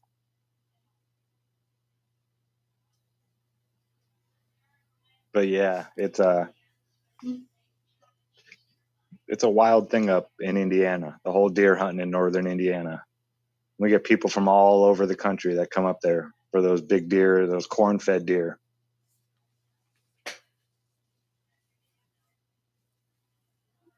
I bet out there in Missouri it's pretty good hunting too. Yeah, it usually is. I mean, they do tend to, I suppose, herds roam, so some seasons are better than others, but yeah, it's always been relatively good. But like I said, I'm not much of a hunter anymore. No, I've never shot a deer. I've never went deer hunting. I fell out of hunting after just killing squirrels and birds and stuff like that. I just started feeling horrible, at a young age. So I quit doing that. Yeah, I probably killed my first deer at 12, my last deer at 13. Yeah. And probably my last squirrel around 16 or 17. Just because even then I thought it was cool just to go pop a squirrel out of a tree and go cook the son of a bitch. It is. It's so cruel.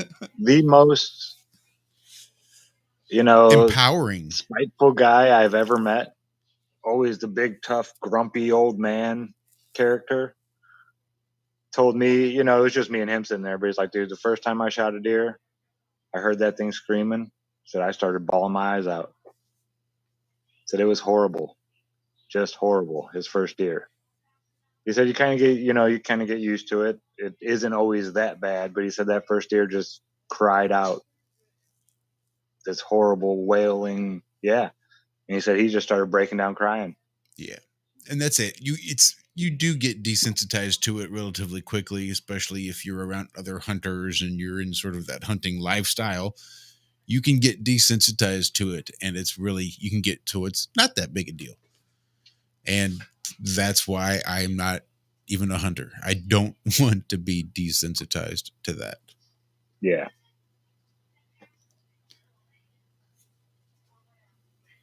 No, I step on a bug on accident. I apologize.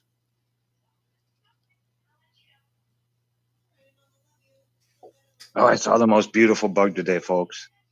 I was just unmuting to say, hey, show them that bug y'all saw. I'll go. What is that bug called, Cami? Candy. What was it? A leaf? It was called a leaf hopper, or it was a candy stripe. I'm going to pull it up right now. Neon leaf hopper? Candy stripe leaf hopper. I'm going to share you right now.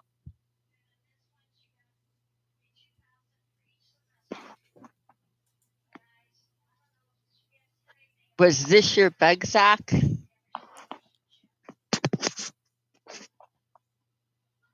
Yes, it was. Yes, it was. So go down Zach, though. Hold on.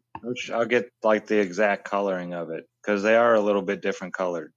Oops, I have never seen a bug like this, a color like this in nature. Go down, down, down, right there on the left, top This left. one? Yep, it was that color blue.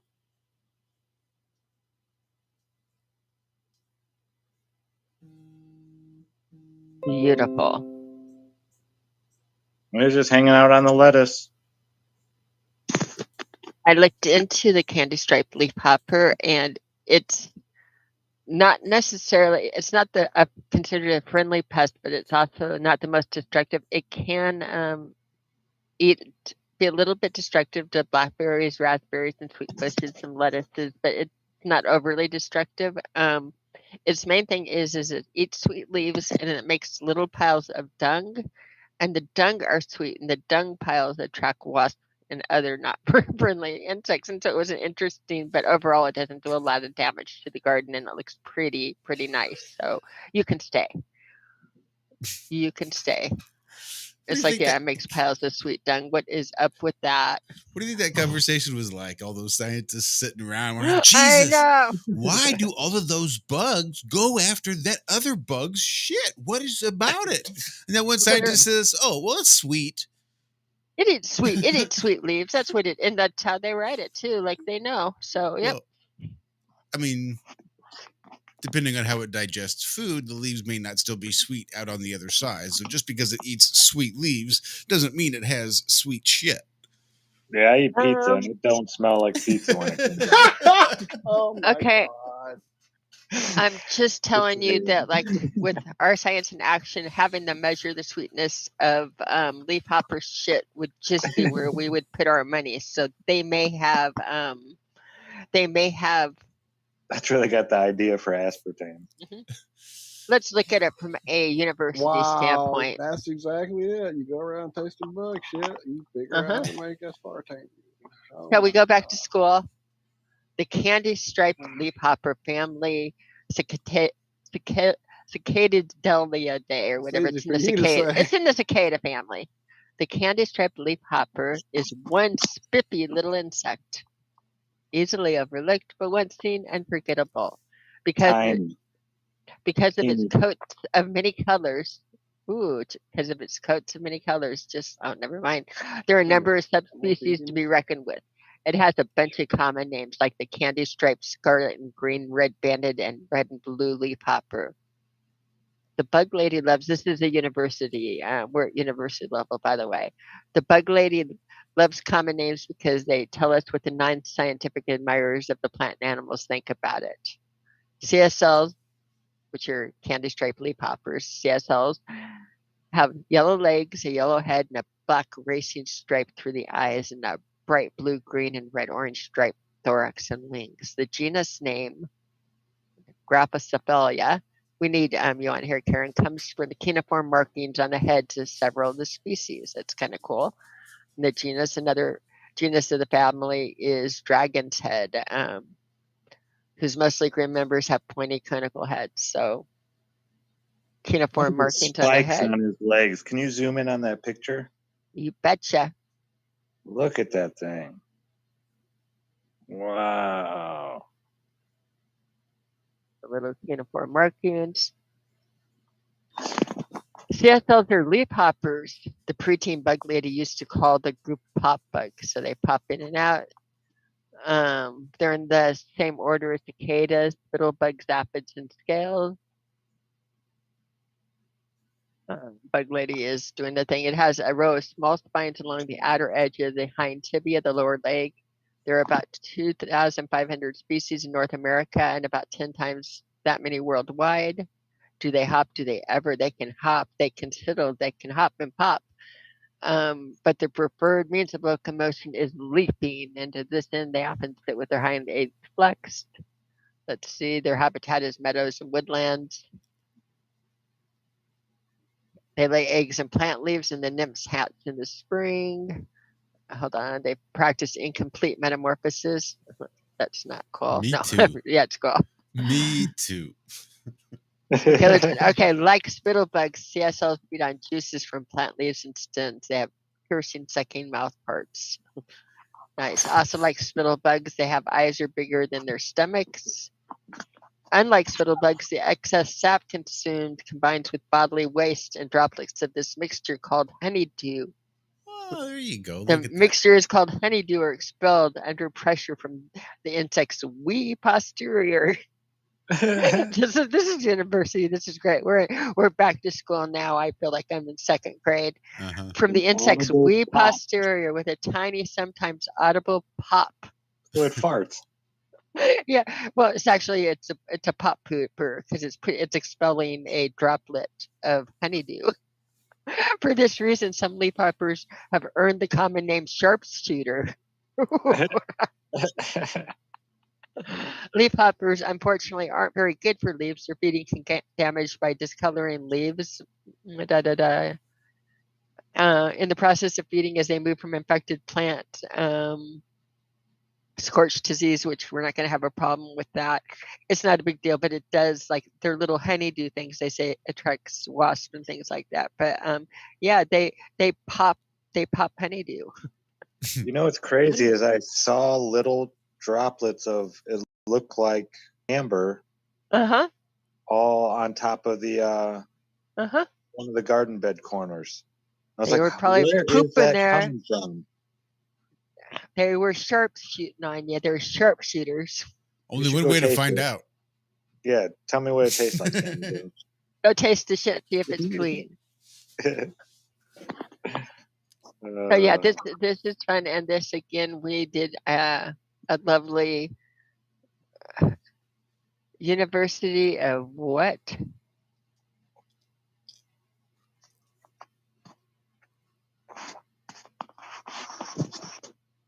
Leaf Papa. Leaf popper. I think I'm in the University of Wisconsin or something is where I think I am. But yeah, it's pretty silly. Yeah, beautiful little bug. Beautiful, I was very just, cool little I was bugs. amazed when I saw it. Just the colors are not colors you usually see.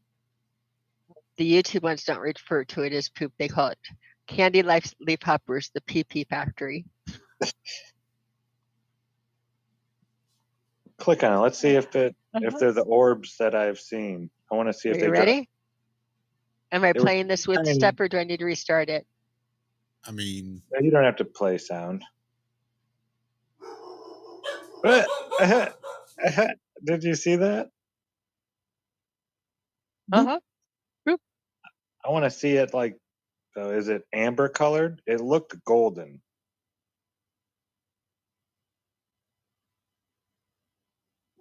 Oh, that's great. You know the droplets? But I want to see the droplet like when it lands. Man, that thing is getting shot like a cannon or something. It's like, Yeah, they're calling it a pea like it shooter. disappeared. Pew, pew. This is like wrenches. This is great. We're going to have to assign that bug moderator status. Pew. I think those are your amber globs. That's funny. They Oh, gotta show the Zach. globs. Come on. Come on, show the glob. Pew, pew. Pew. This is so epic. Oh my god. Come on. Oh, come We on, come want on, to come see on. the poop. We want to see they're calling it a PP factory. Oh, whatever. I want to see the excrement. It may So sound is gross, but nope, they're not going to show it. okay, we're gonna.